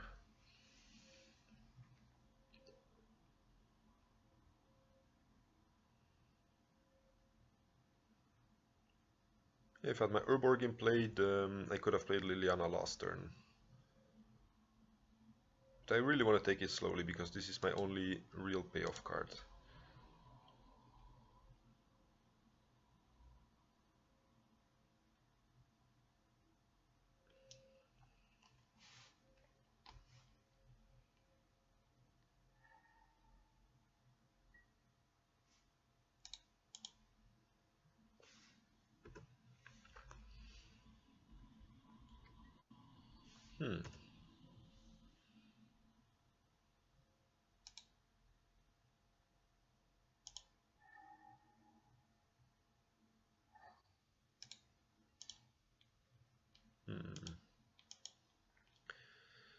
See, they're not keeping open.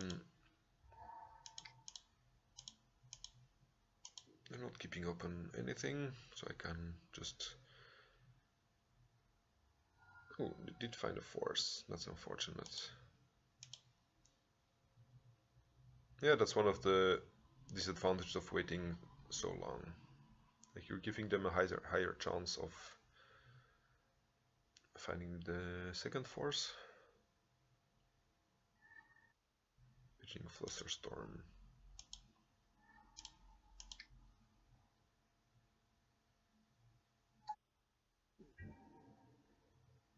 So all we know now, I think, is Baleful Strix.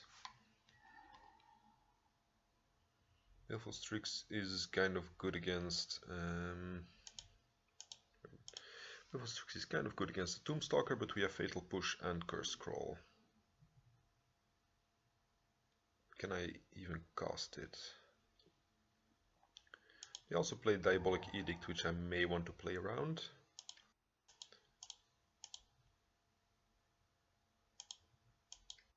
So I think I play the Tombstalker this way. And then, like, if they have Diabolic Edict or something, I can animate the Mishra's Factory. And then putting an upkeep stop to deal with the Baleful Strix with my Curse Scroll.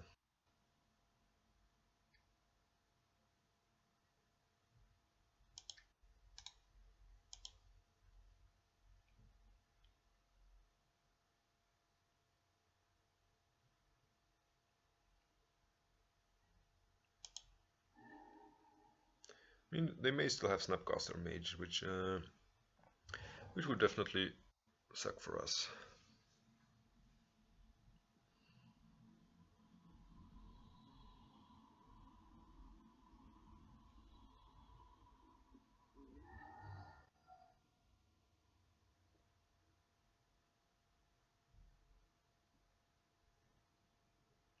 Or they could have Jason Man Sculptor and bounce this, but then we can upkeep kill it with Curse Scroll.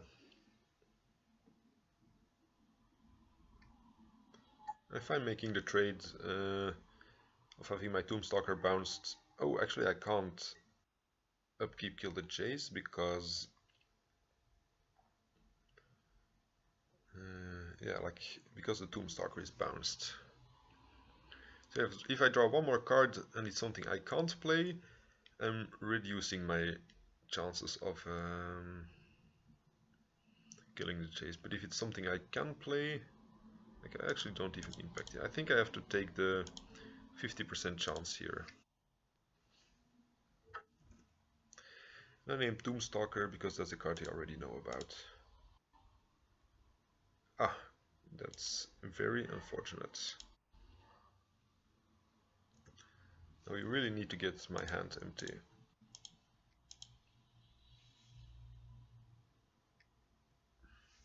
Now he's gonna plus it and then he's gonna run away with the game.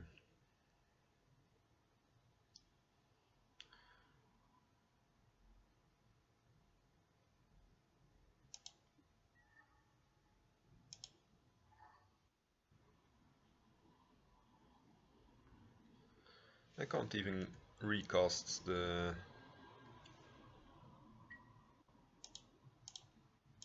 Can't even recast the Tombstalker yet. I think I'm 1 mana short. So I'm gonna end of turn try to kill the Jace. Like, if they play out Baleful Strix, I can push it and then I can kill the Jace with end of turn Curse Scroll and upkeep Curse Scroll. So I'm really hoping he gives me any target for the Fatal Push.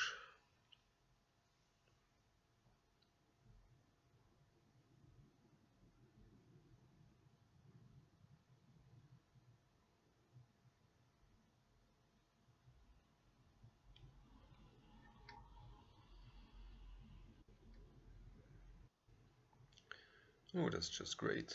Thanks, opponent. I think I'm just gonna push it here.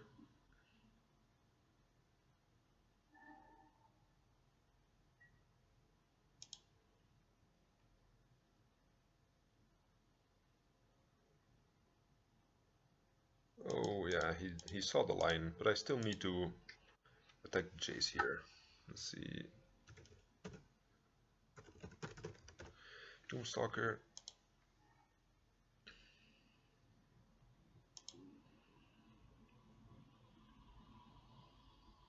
At least he's just gonna use it to Fate Seal me and never get any counters because I deal 2 every turn, he gets +2.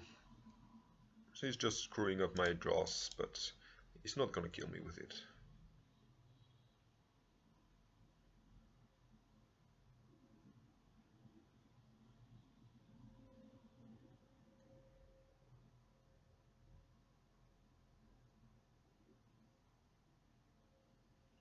And he bottoms the card, so that means we have a chance of drawing something good again.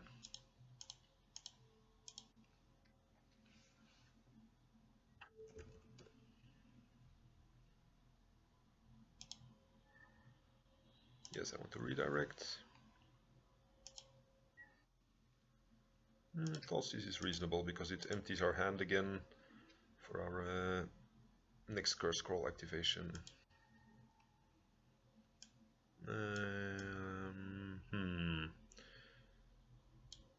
I think I take Force of Will because Counterspell forces him to keep his mana open. I can play around Counterspell by tapping a blue source now. Then if I really need to, I can in my first main tap his second island and then he won't have double blue up. I guess that works.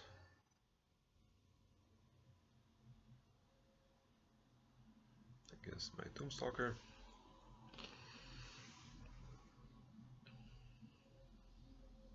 Puts a card on the bottom.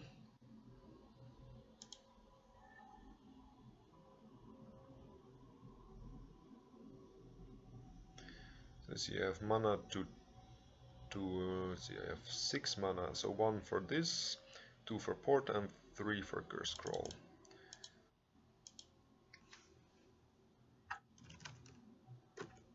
Thoughtseize, yes. Redirect to Jace, yes. Then I play Thoughtseize, and then I port him on upkeep. Take the Counterspell.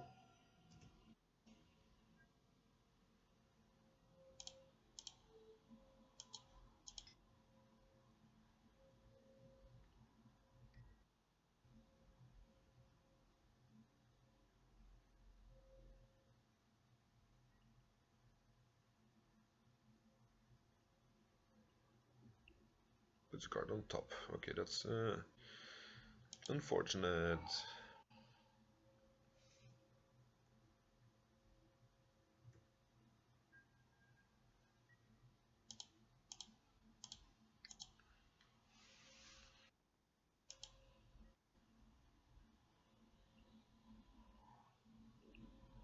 Especially because it doesn't have any targets.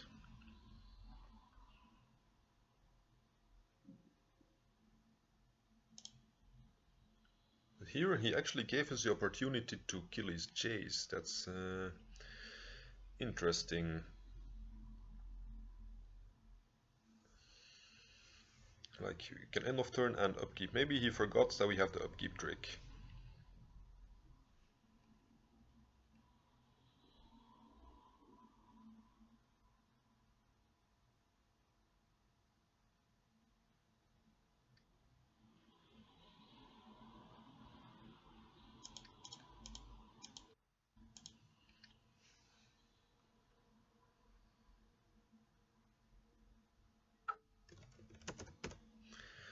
Fatal push, redirect to Jace, yes.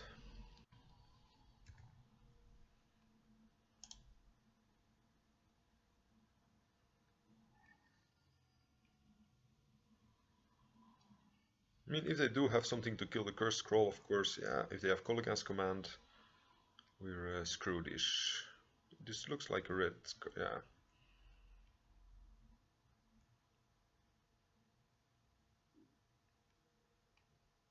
Okay, yeah, they're casting Kolaghan's Command.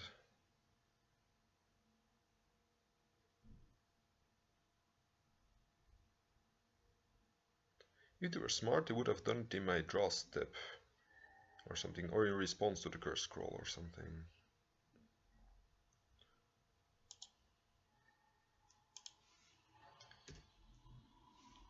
And we are screwed.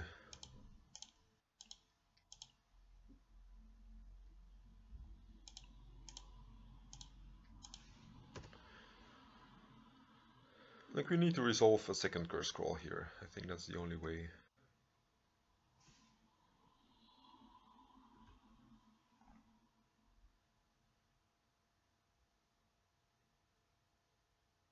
Or maybe, no, Mishra's Factory dies to Lightning Bolt.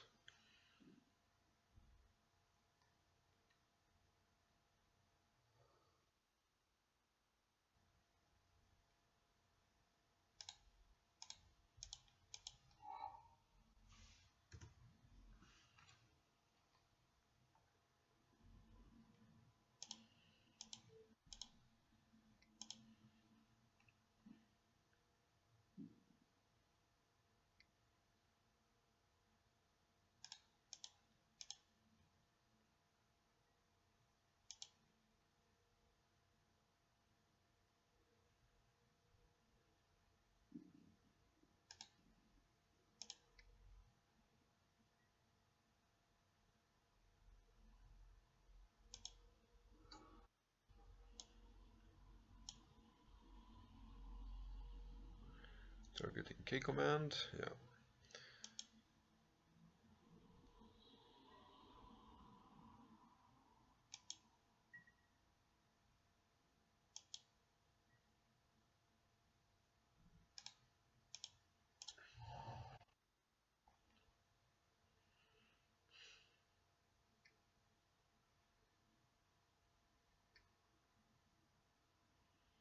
He's probably gonna return his Baleful Strix.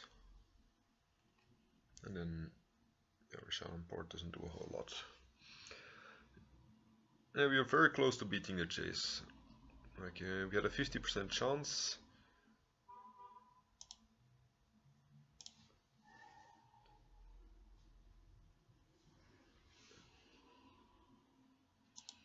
Here, and then, like, if we did not draw the Call Against command, we'd also have killed it.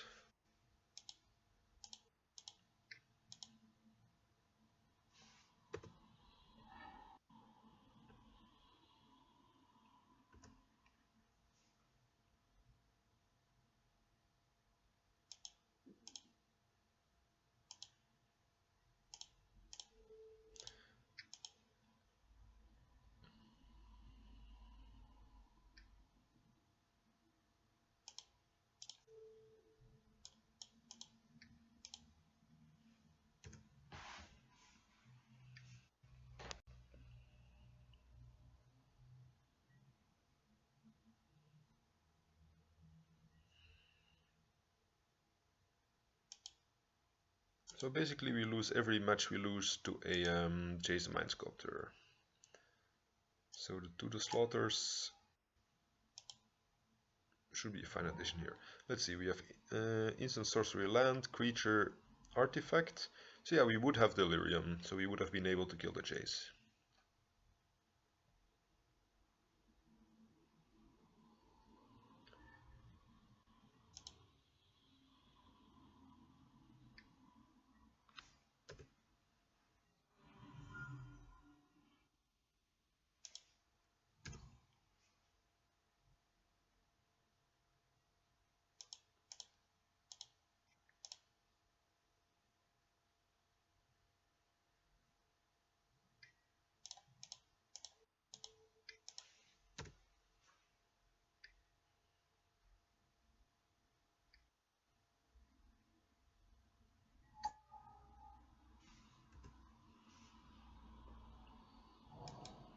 Yeah, if we draw another brick, I'm going to concede because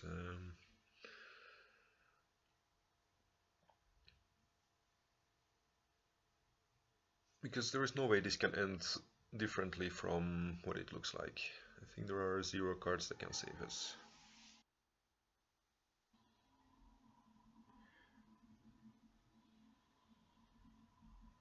Like even another removal spell for the like even another curse scroll wouldn't really do a whole lot here.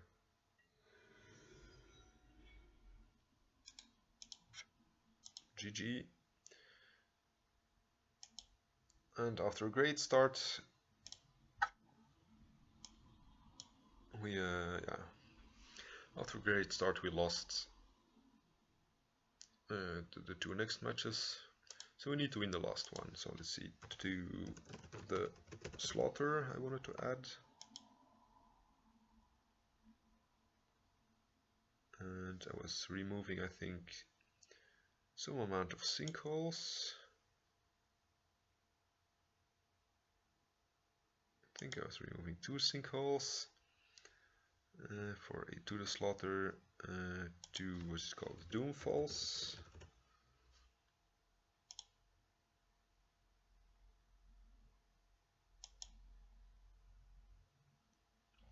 And to the slaughter in the sideboards. Wait.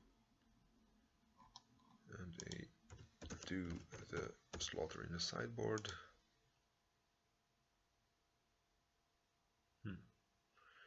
So we removed a damnation.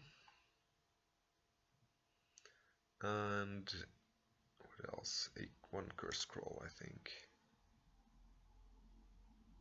Okay.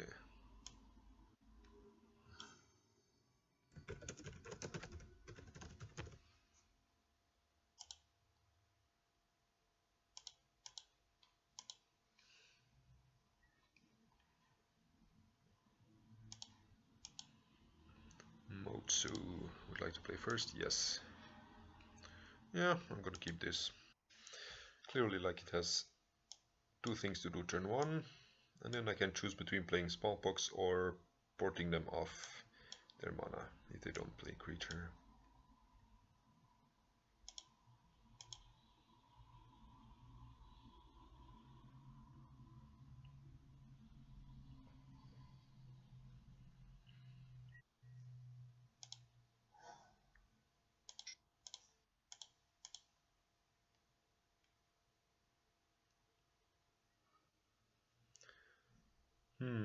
Ponder is their best card here, right? Oh, they actually have a Force of Will for my Smallpox.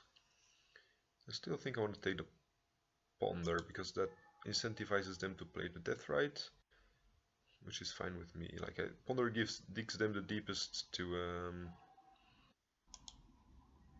maybe if I could have taken the Deathrite and then they would have Thought Seized me, and then I could have kept them off. Ooh, they're not playing Deathrite.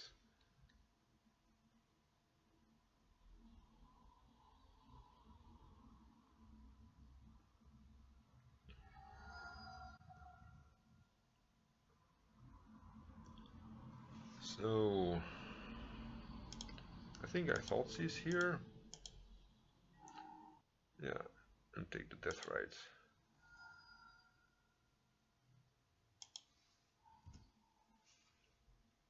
This is a really strange choice by my opponent. Like, they potentially screwed themselves for the rest of the entire game.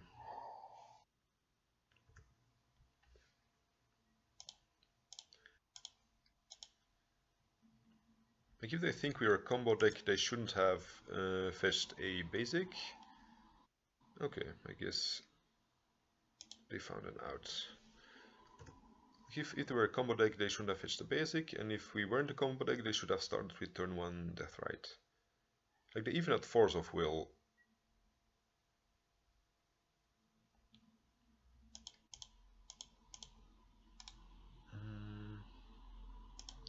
So that means they shouldn't be afraid of the turn 1 combo and just like play Deathrite first and have more options turn 2.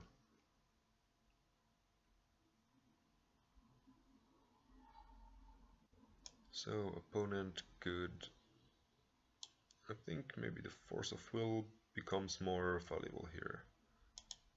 Yeah, like, this protects my Nether. If I draw a land, I can Nether Void. Or like if they play Leavold, I can Smallpox.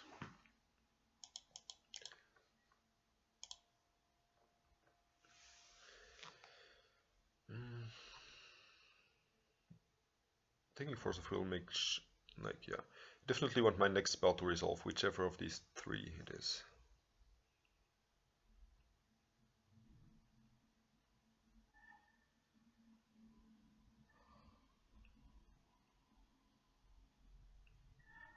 Hmm.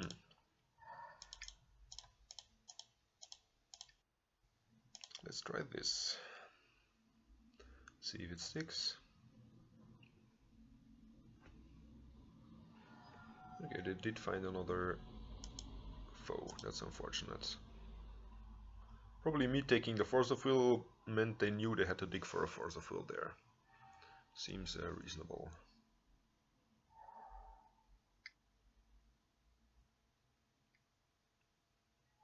Oh, they have got a Jace. That's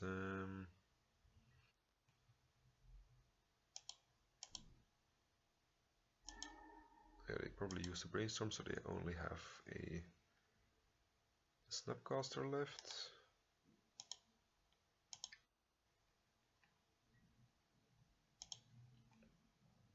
And again, this is like we are totally winning this game, and we just lose to a random.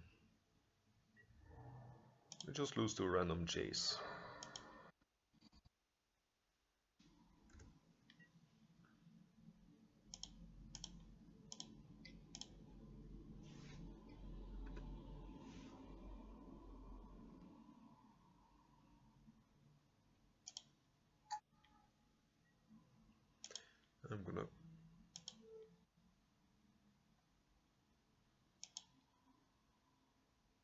I'm not gonna push here yet. I may want to Smallpox next turn and get the Snapcaster out of their hand.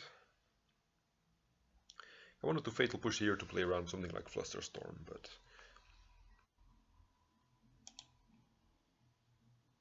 like, yeah, if I kill the Baleful Strix and I draw a Mishra's Factory, I can kill the Jace.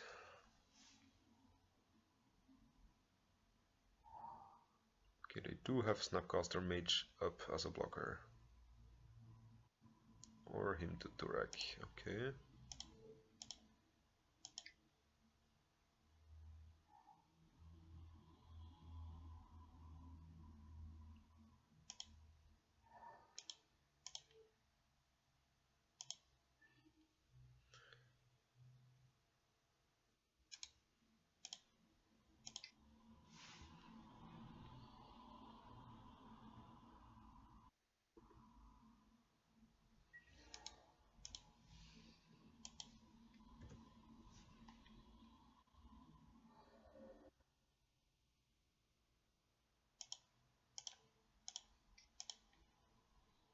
And next turn they can block with Snapcaster, so that's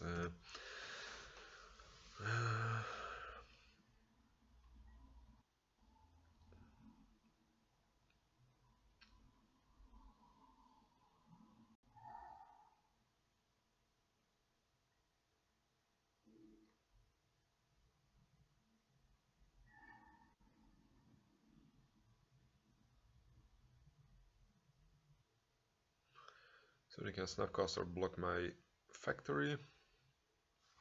It's not a trade I'm willing to make. Like, if they had not taken a Smallpox with him to Turak, I could force him to play the Snapcaster. Because it was like because it's the last card in his hand, but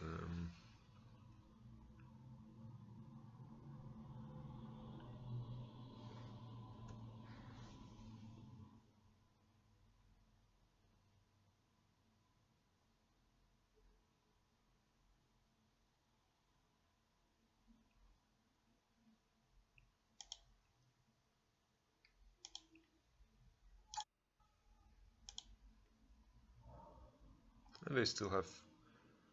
Ooh, let's see, they still have the Snapcaster blocker up. At least I can threaten to attack him for 2 here.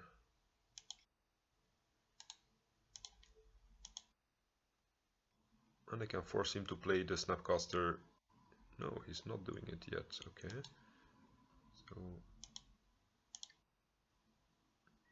So he's not gonna get a. Maybe he has a removal spell in hand.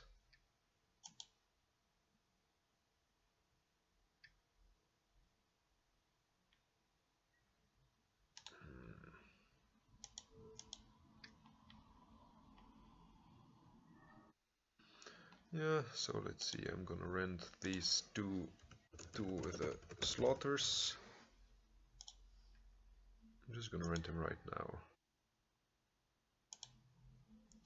because I want to record the second video right away.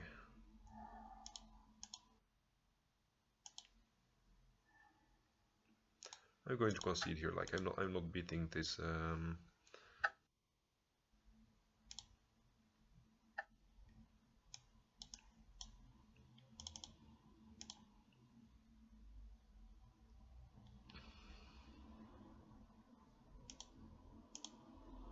Yeah, okay, while we get our new cards, I will be adding, let's see, against this deck, what do I want? I want Pithing Needles, I want Dark Confidence, maybe Chains, I'm not sure. Only Chase draws them a lot of cards, like out goes Tombstalker. The Trinisphere doesn't stop their most annoying cards, so I may not want the Trinispheres.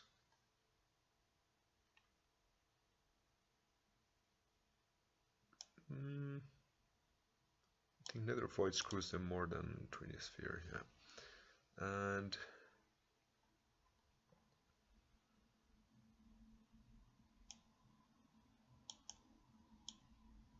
maybe shave it Sinkhole, and I guess I'm gonna go with just a single Nether Void.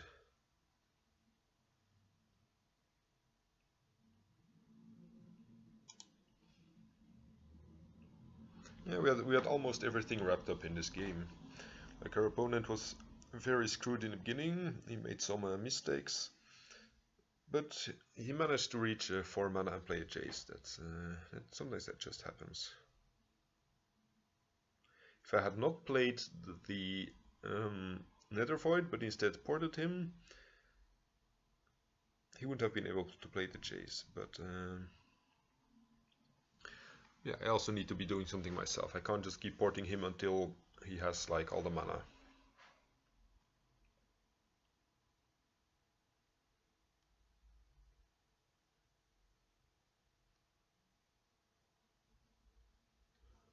I had no idea Jace Mind Sculptor was so popular on Magic Online these days. It's like 60% of decks plays him, like in this league today.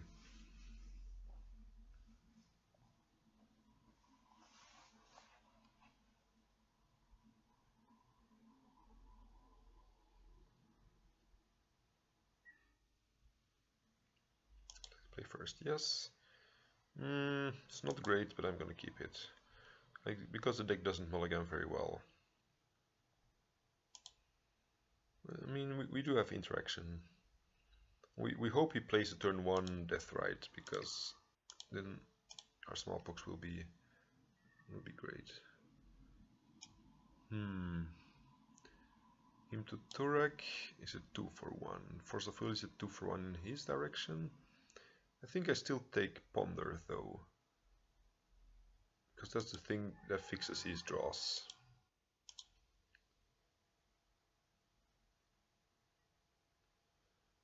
Maybe I should have let him Ponder, because it forces him...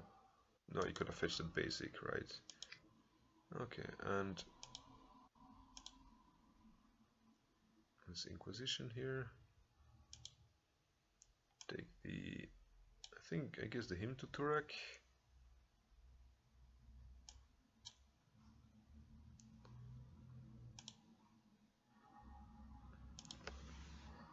Because if the Hymn to Turak takes accidentally, like, takes the only business cards in our hand, we're far behind. Like, if he takes it...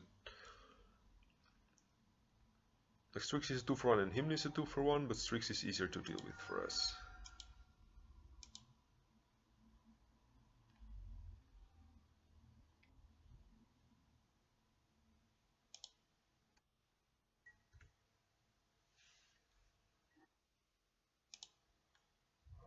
So I guess we Smallpox, no, first we Wasteland, and then we Smallpox. He's probably gonna force it, but that's fine with me.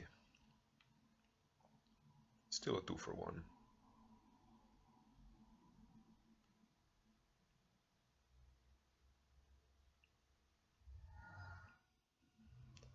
Mars, pitch Leovold.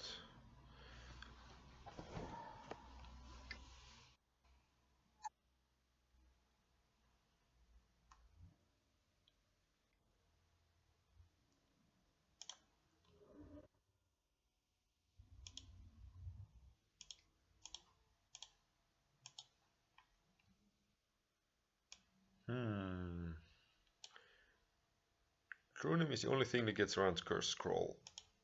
So I think I gotta take that. Like the other ones, they will die. They will die very slowly, but they will still die to this Curse Scroll.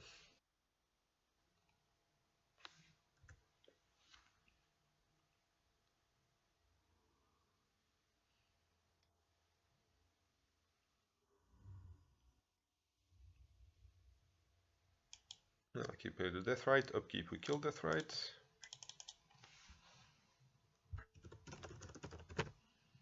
Bring Nether Void. And we drew the land to actually play the Nether Void. So that seems more important than getting an extra activation out of this. Like we can kill the Strixes after we resolve the Nether Void.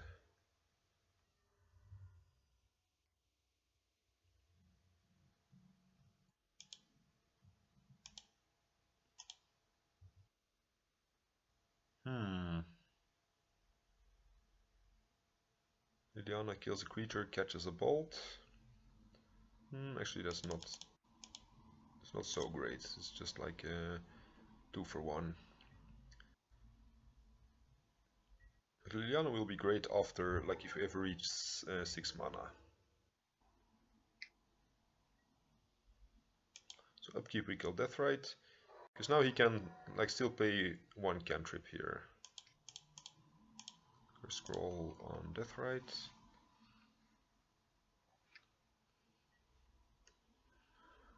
He uses it to exile something.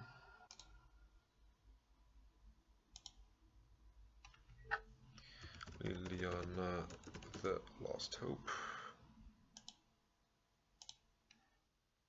If we draw a non-land here, yeah, if we would have drawn a non-land, we wouldn't have been able to scroll next turn. Let's see, tap, he's only blue source.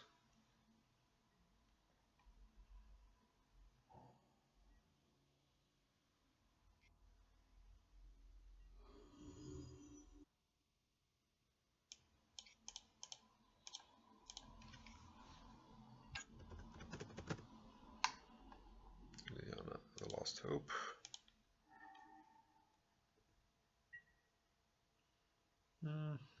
Can't cast it yet. I could cast it next turn, I think.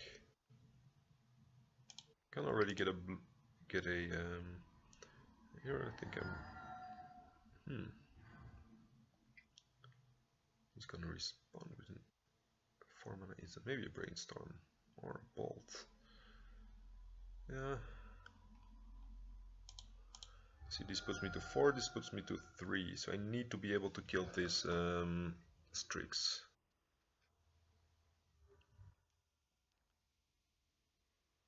Alright, I think I just cast a Tombstalker. I don't think he has... He could have Diabolic Edict, but I think that's fine.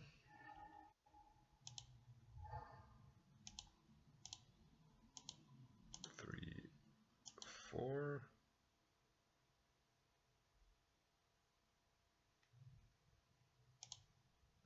Let's see, I have 6 mana, so I can actually cast Liliana the Last Hope and just kill the Strix. I'm dead to him top decking a Bolt, but I'm dead to that either way, so I think...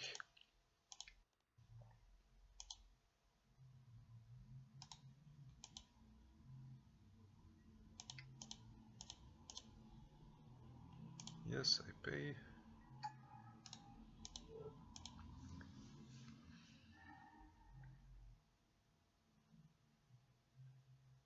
Like playing the Tombstalker plays better around Bolt. Did I even add 3 mana? No, I only had 7 mana for Tombstalker. So it didn't make a difference even. So I upkeep just to start. I really need to start getting damage in.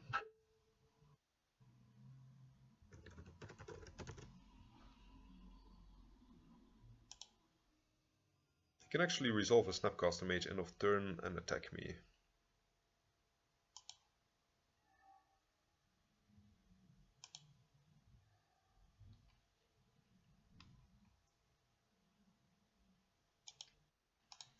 So I'm gonna main phase tap a land here.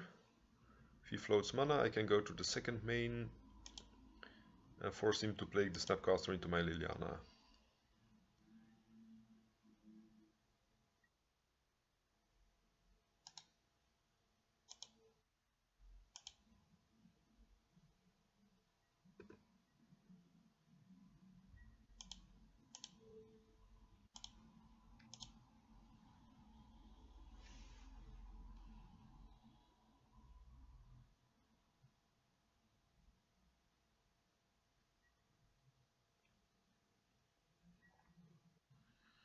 Hmm. 7 mana. This will cost me... I can delve 4, so it will cost 4, 5, 6, 7. I think I don't Curse Scroll because this provides a better clock.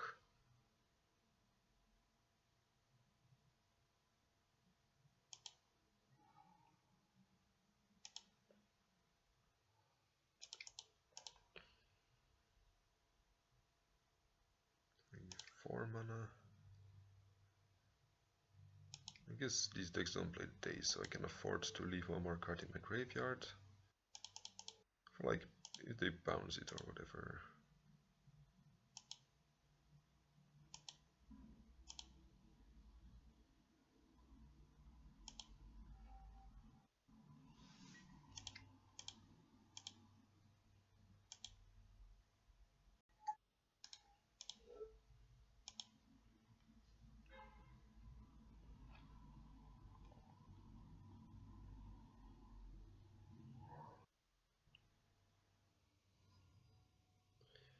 At least I'm not dead to Snapcaster Bolt. I'm still dead to True Name, if I don't find anything else.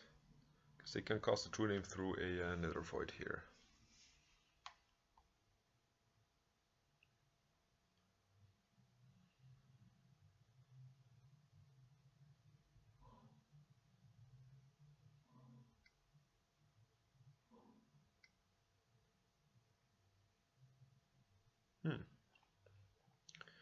Leovold, sure.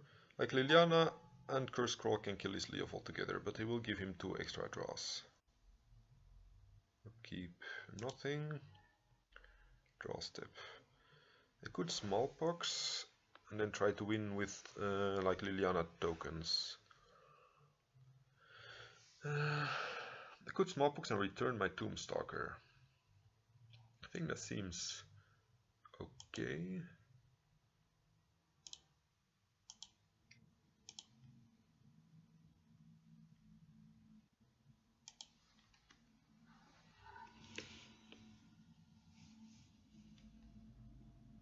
One, two, like 6, 7, 8. This will cost 5. I will have 3 left. So I can actually Curse Scroll, but then he draws a card.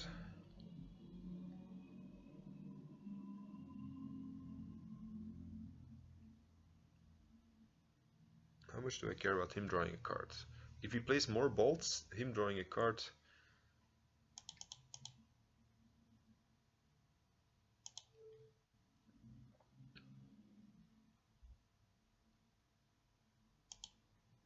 I mean, I might as well just kill his Leovold with my Liliana and Smallpox then, right?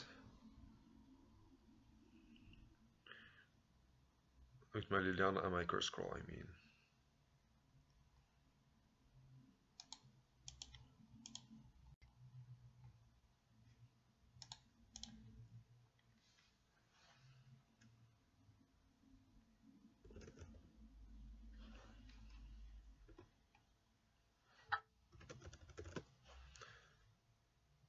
If I die to Bolt now, I will be very angry.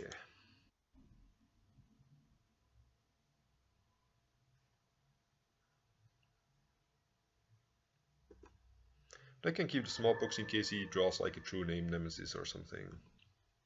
Actually, I do have Rishadan Port. So I need to take both these red sources. Then I don't lose to him having a lightning bolt only in his draw step.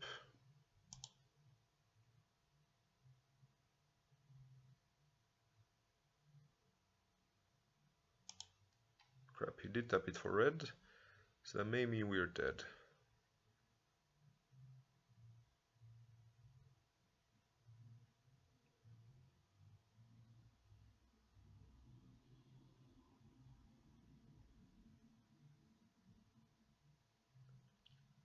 Let's see what our opponent does here.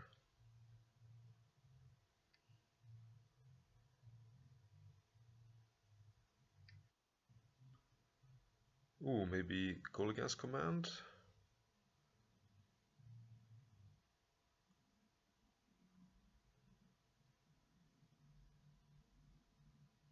Okay, I can only deal 7 next turn, so he's not dead yet. And I can't cast Smallpox if he takes me down to 1 life. He could also just be dealing 2 damage to Liliana, killing the Curse Scroll, to avoid me ultimating next turn.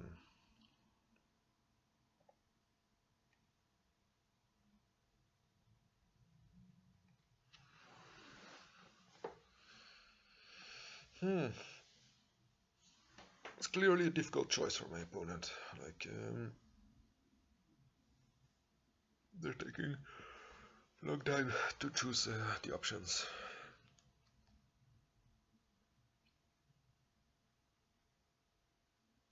Okay, it was indeed Kolaghan's Command. And he chooses Destroy the Artifact, dealing 2 damage to me. Oh, he deals to Liliana. That means I'm not dead if he has another Kolaghan's Command.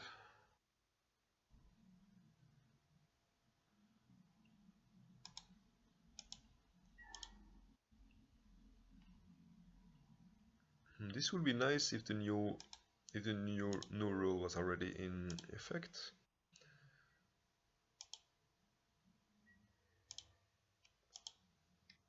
Like then I could start attacking his hand as well.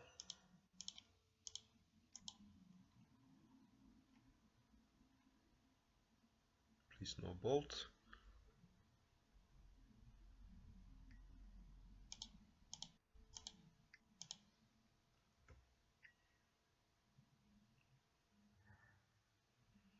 So you can play a 3 mana spell, but it needs to be able to deal with Doomstalker without dying to Liliana. Okay, Nether Void really pulled some work here.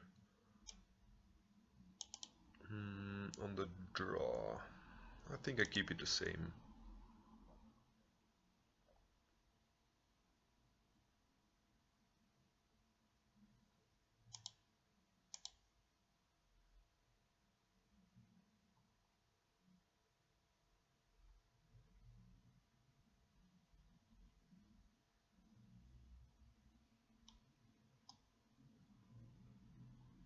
Yeah, this seems fine.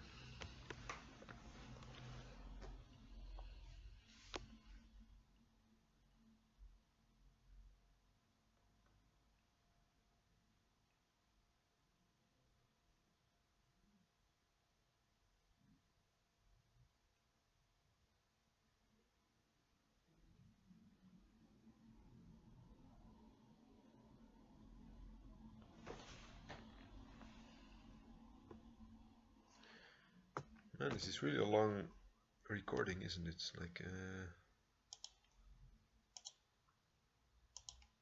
let's see, I started at 11:12. Yeah, like 2.5 hours. Poxy is a slow deck. That's certain.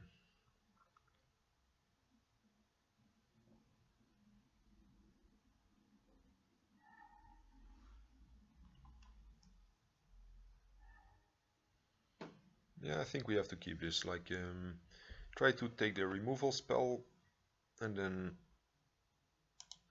Hope Confident at least draws us 1 card before it gets killed, potentially.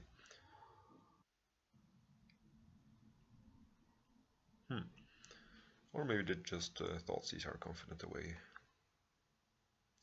If they take the Inquisition, I will wasteland them because then I don't have a turn 1 play. They clearly did not have a removal spell in hand for the Dark Confidant. I have an answer to creatures, so I'm just gonna take the Ponder. Can't kill True Names and Strixes with these board wipes.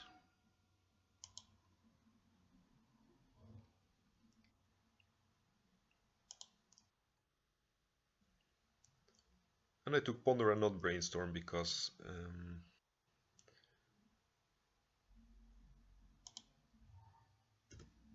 Brainstorm makes it like with Ponder they get to look 3 cards and shuffle for like a Force of Will for my Liliana, while with Brainstorm they only draw 3 cards. Like yeah, if they don't find land now, they're really screwed. For example.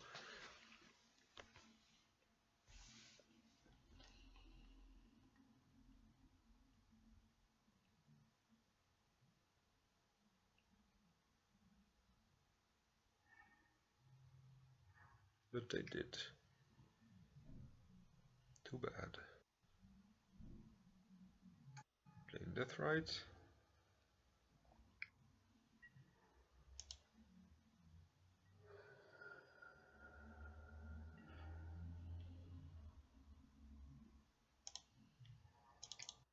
Even though they can, yeah, I'm gonna deluge for 2 now. Then if they play True Name, I can Liliana it.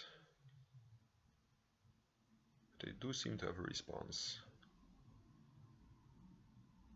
It's like if I Liliana make them sacrifice something, that would mean they could kill the Liliana on the backswing.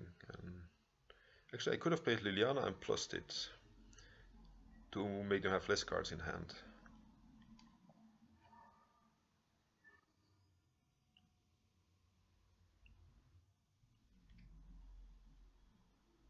Please, not a chase. Ah, oh, come on. Are they kidding me? So I play Mishra's Factory, I attack the chase, and I play Confident. Because then they can't, at least they can't bounce the Confident without losing their chase. So activate it, pay 1 mana.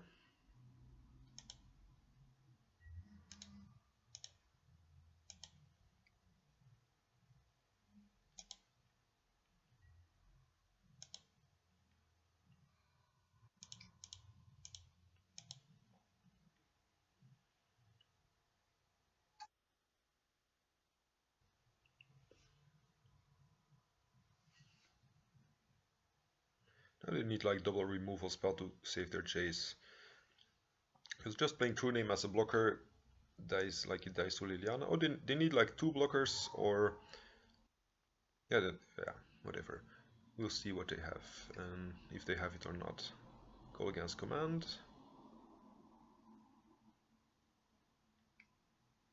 No.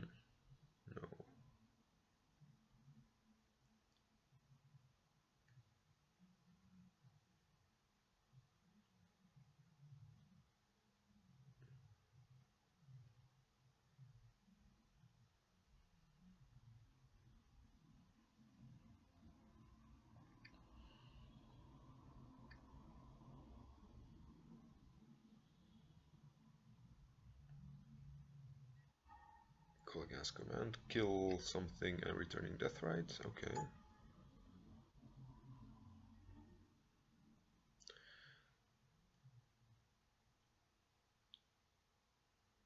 Let's see, I want to start with playing the Liliana.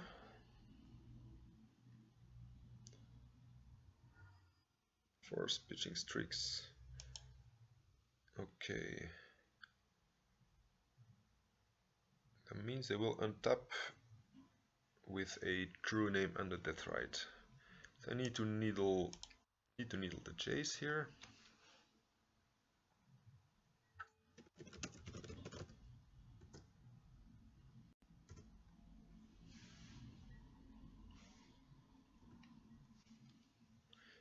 I should maybe have left open the wasteland for their volcanic, but I think it doesn't matter.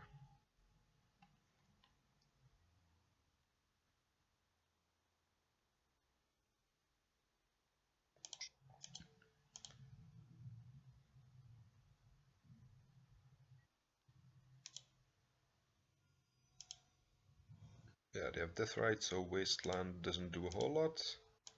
I think I can still do it. Don't see a reason not to, but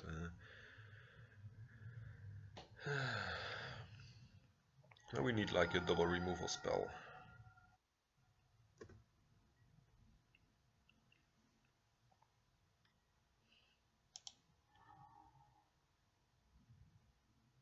Green. What's green? Oh, Leovold, of course, yeah. I think we need like Toxic Deluge because we did not bring in the Damnations.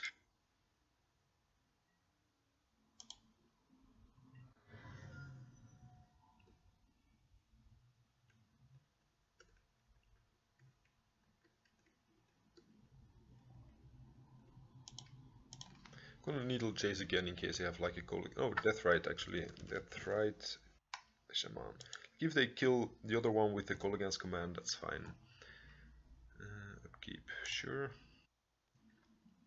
Like we have Mishra's Factory as a blocker for the Leovold. And then we take like 4 a turn. That's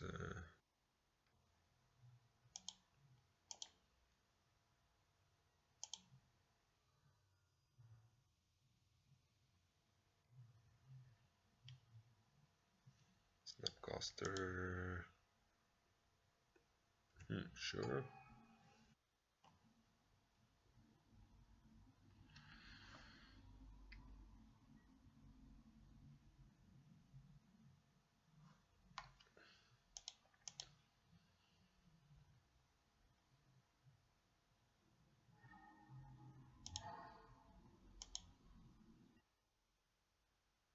And let's see, attack for. We can block like this guy. 1, 2, 3, 4, 5, 6. We take 6 damage. I won't have Deluge as an out, so I lose. Okay. That's a pity because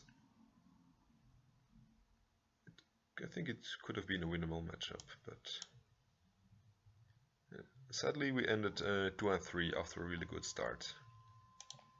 So I try to do better in the next Pox League with To the Slaughter. Okay, see you for the next video.